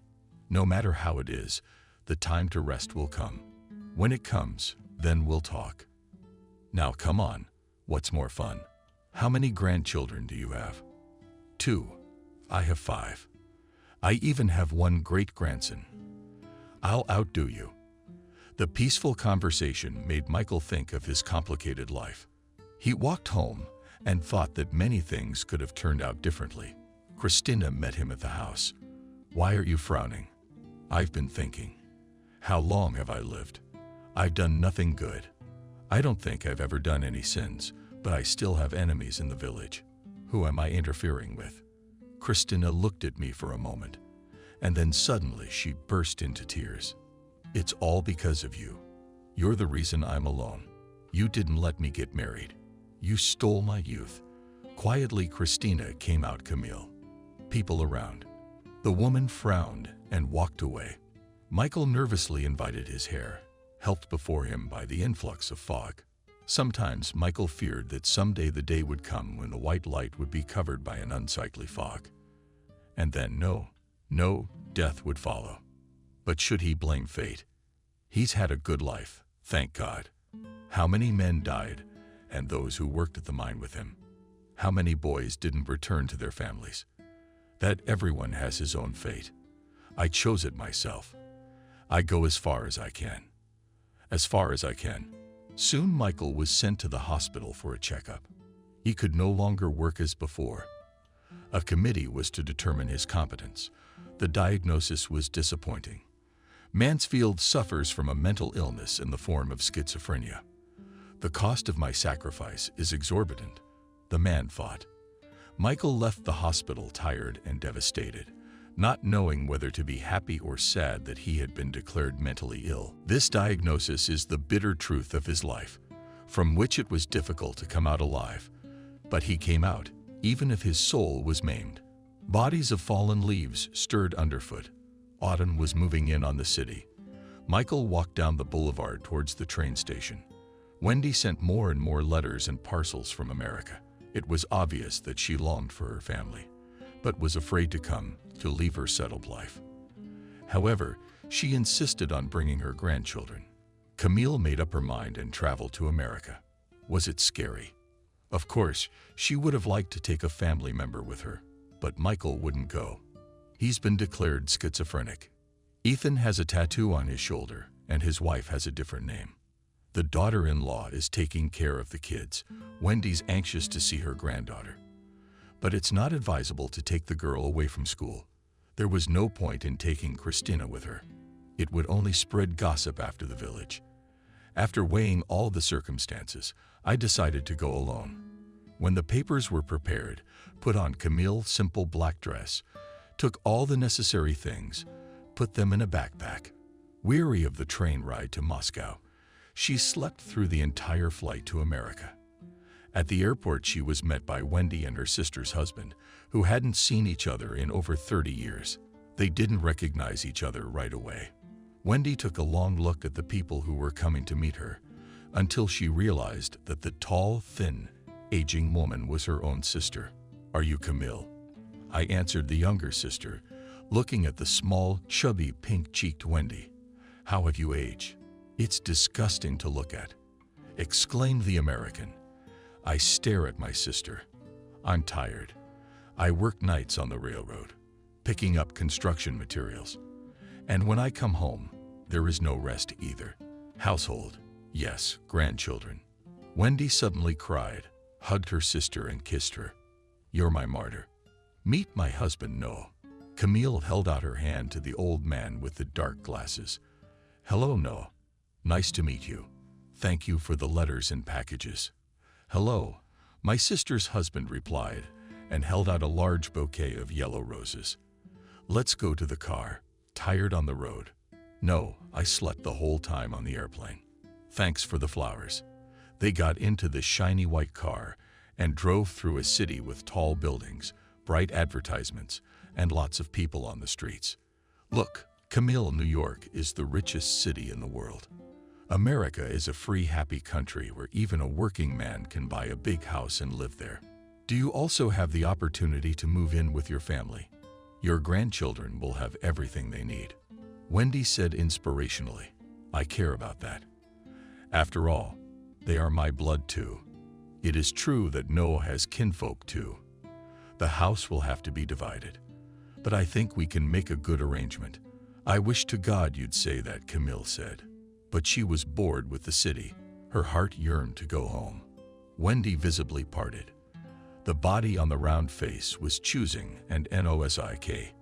Her sister had dyed her hair a golden color, so she looked much younger than her years.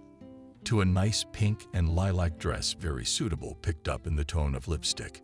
Next to her was her younger sister in a black dress with a gray head. Felt old and ugly. You look good. I'm glad that you, of all our kin, are lucky enough to live in prosperity. We've had a lifetime of grief to remember. It's all right. You'll get some rest. We'll spruce you up. We'll buy new clothes, and you'll be a goddess. Wendy wants to live young, until she is 100 years old. Noah said mockingly, "Would you like me to go down like a hen and run around you?" "You won't." The wife replied irritably, "I, thank God, do it myself. I do not need to run around me and hide from old age in vain. I'm tired of your philosophy." The wise man was found. They drove out of town, rushing along the wide highway for quite a long time. Wendy kept asking about her family. At last, they entered a small town. There were low buildings with typical red roofs.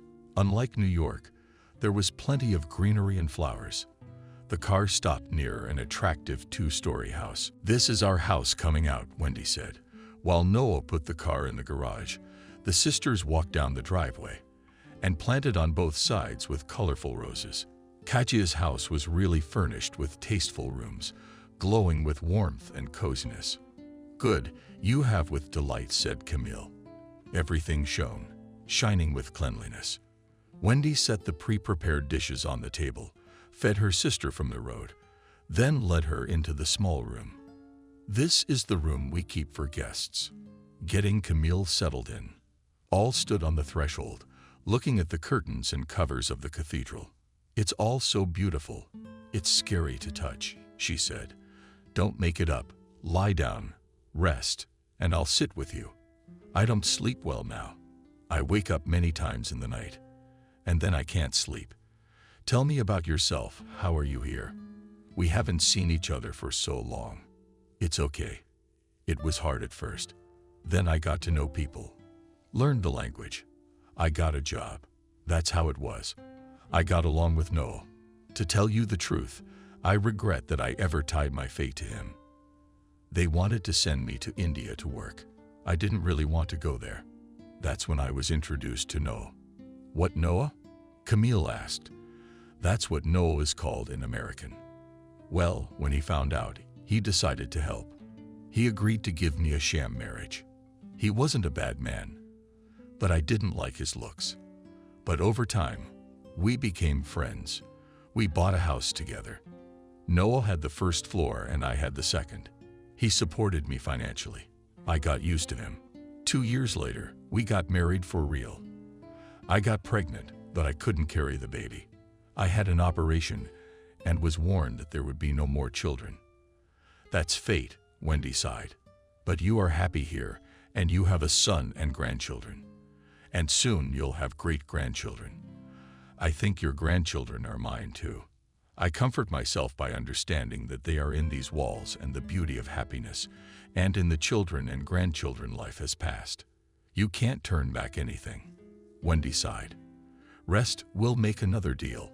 She smiled sadly, waved from the threshold, and left the room, closing the door behind her. Camille woke up out of habit, washed her face early, got dressed, and went down to the first floor. In the kitchen, Noah was sitting at the table drinking coffee. The pleasant aroma of the drink filled. The kitchen seduced. "Good morning."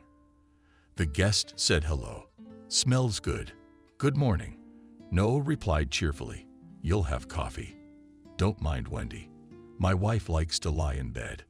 The host got up, seated his guest, poured her coffee, opened the refrigerator, took out smoked meat, 2 eggs, and began to fry scrambled eggs.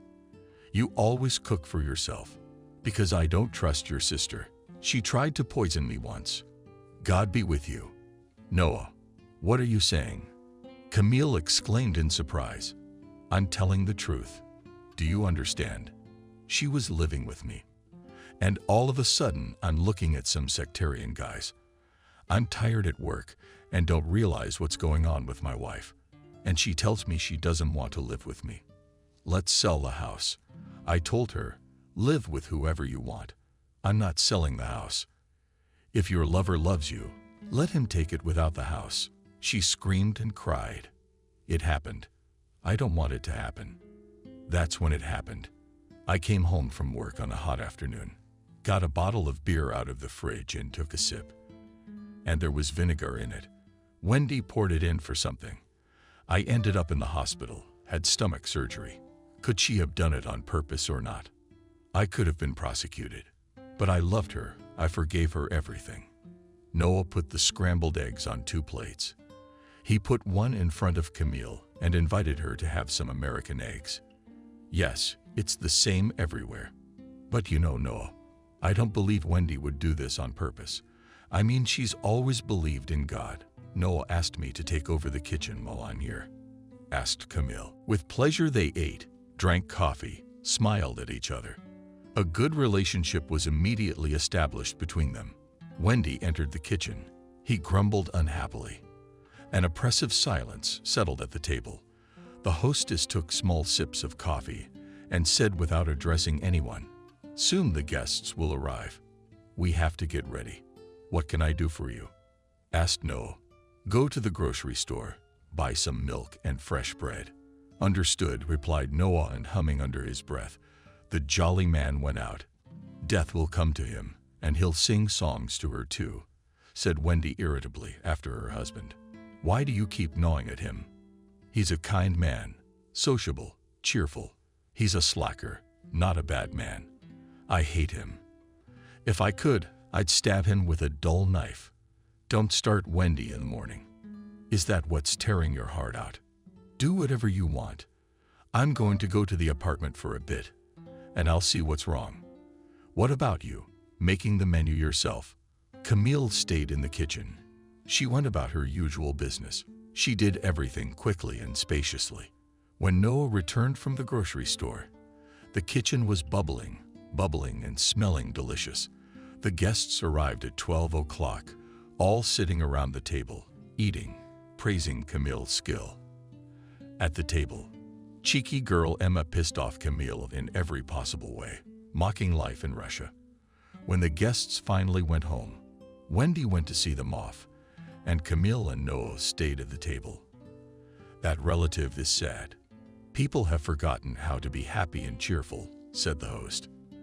In the morning, Wendy came to her sister's bedroom and sat on the bed, complaining of insomnia. She really looked tired. "How did you sleep?" she asked. "Thank God, I sleep well. I don't sing at home every day. I go to bed late and get up early. I'll rest at your place like at a resort. Listen, I keep wondering how Michael let you go. What if you stay here? You know, we don't care about ourselves anymore. As long as the kids and grandkids are happy, and you can stay here with me if you need to, I will. Even if you don't see your husband again until you die." Wendy asked in surprise. "How long do we have to live? Don't you love him?" "You never loved him." Wendy shouted indignantly. "I put up with everything. Never betrayed him, never reproached him, never demanded anything. I waited for Michael from all prisons, from all roads. You know how to make a man's head spin. My old grandfather is capable of nothing. And he's being questioned to do something nice for you. Noah is a good man. He's trying to please me as a relative. You're sly. But I'm not stupid," said Wendy. "I'm not leaving you at home. I'm taking you to the Russian convent. There you will sit and wait for my death and inheritance for your grandchildren. How will they bury me? Then dispose as you wish of what I will leave you in the monastery." The sister marveled. "Can I do that?" "Why not? You know what? This isn't a very sincere speech we're having. I realize you're still alive and well. Wendy, I wish you live a long, long life, and my grandchildren are groomed and fed. They'll be fine without your inheritance." Oh, I'm offended already. "Get in the car. Let's go home," said Wendy. "Why would I be offended? You invited me. I came, I saw you, I talked to you, and thank God. It's time to go home. People will laugh at me if you go that fast. Let's go shopping for presents. Do whatever you want, the sister said indifferently. The next day, she and Wendy went to the supermarket to buy presents. In the evening, Camille was awakened by a touch on her shoulder, opened her eyes and saw Wendy, who said guiltily, "You're asleep." "And I can't sleep. Something's keeping me awake. I can't figure out what it is. Tell me about your grandchildren." "Nice kids. My granddaughter is learning to play the piano. She draws beautifully. They're friends with each other. That makes me happy." "It's hard for me to imagine your life," Wendy said sadly. "We have everything here. There seems to be no problems, but there is no happiness." "What did you see happiness in?" "I wanted to have a big friendly family of a husband, beloved children and grandchildren.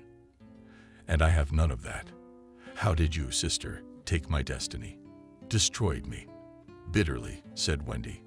Camille sat up on the bed and asked what was what. "You have no idea. I really don't know what you're talking about. You have your own life, but you stole my destiny. It was I who should have been with Michael." With reproach and with tears in my eyes, said Wendy. "But what is he to be with you? Not to listen to you, not to tell you himself how he lives with you. He chose me. I've loved him all my life. What's that got to do with you? I don't understand. I've loved him all my life. I've only thought about him. And he writes me wooden sentences without feeling." Camille looked at her sister. She knew that Wendy had once liked Michael, but she couldn't imagine that her older sister had carried those feelings through her life. "Michael is a different person," Camille said. "He didn't love you, he loved me. You can understand me. You're the one who drove him to this state. You made him schizophrenic. If I had been with him, he would have been a wonderful man. He had everything going for him. Natural intelligence, charm. You poisoned his life. What kind of soul do you have? Your head and your soul are empty. I hate you, your son and your grandchildren. I hate you all."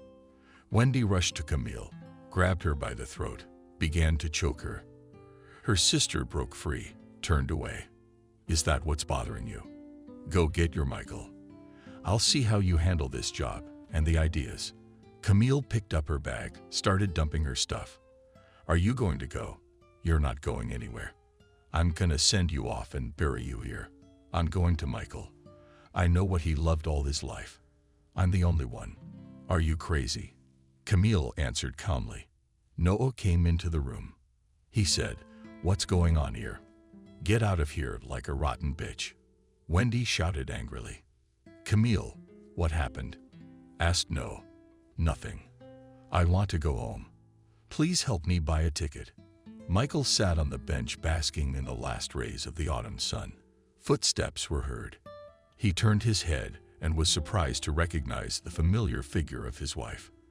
Though he couldn't see her face yet, had she come back from America so soon? He wondered. "I don't have a sister. Did you have a fight there?" Camille said nothing, heading for the door. "What you go with, you come back with. What do you want? Then go on your own. Why did you come here so angry and good?" "I don't need anything." "How are the grandchildren?" "They're fine. Yesterday my daughter-in-law came to visit. She said they're all healthy. That's our greatest treasure. Camille's back. Maybe she brought a present." Christina shouted, "I brought you a present. I'll give it to you later." Camille was quiet. It had been a joyless trip. The return was the same. "Would you tell me anything?" Asked her to live well. Americans live well, but even their happiness is not given to everyone. Happiness does not depend on money and the fact that you have a 2-story house with a mirrored bathroom. You see, everyone is unhappy in their own way. And if someone is rich, they can still come up with 100 reasons to be unhappy. You tell me about Wendy, how she asked for Christina. That's what I'm talking about. She's got a house, 2 cars, but no joy. There's only anger, irritation, old age, and fear of death. Sister fights with Noah. Noah takes offense. That's their life. Camille took some beautiful colors out of her bag and gave the handkerchief to Christina. "Thank Wendy for not forgetting about me." "It's not Wendy. I bought it for you in Moscow, and my sister didn't give it to me. She promised to send you a package." The woman lied, not wanting to talk about her fight with Wendy. All right, I'll wait. Michael, leaning low over the desk, taking notes. Even though he was almost blind, he kept a diary. Today there's an entry in his notebook. It's a warm, sunny day. Fall is late. Camille came back and said that America has everything but happiness.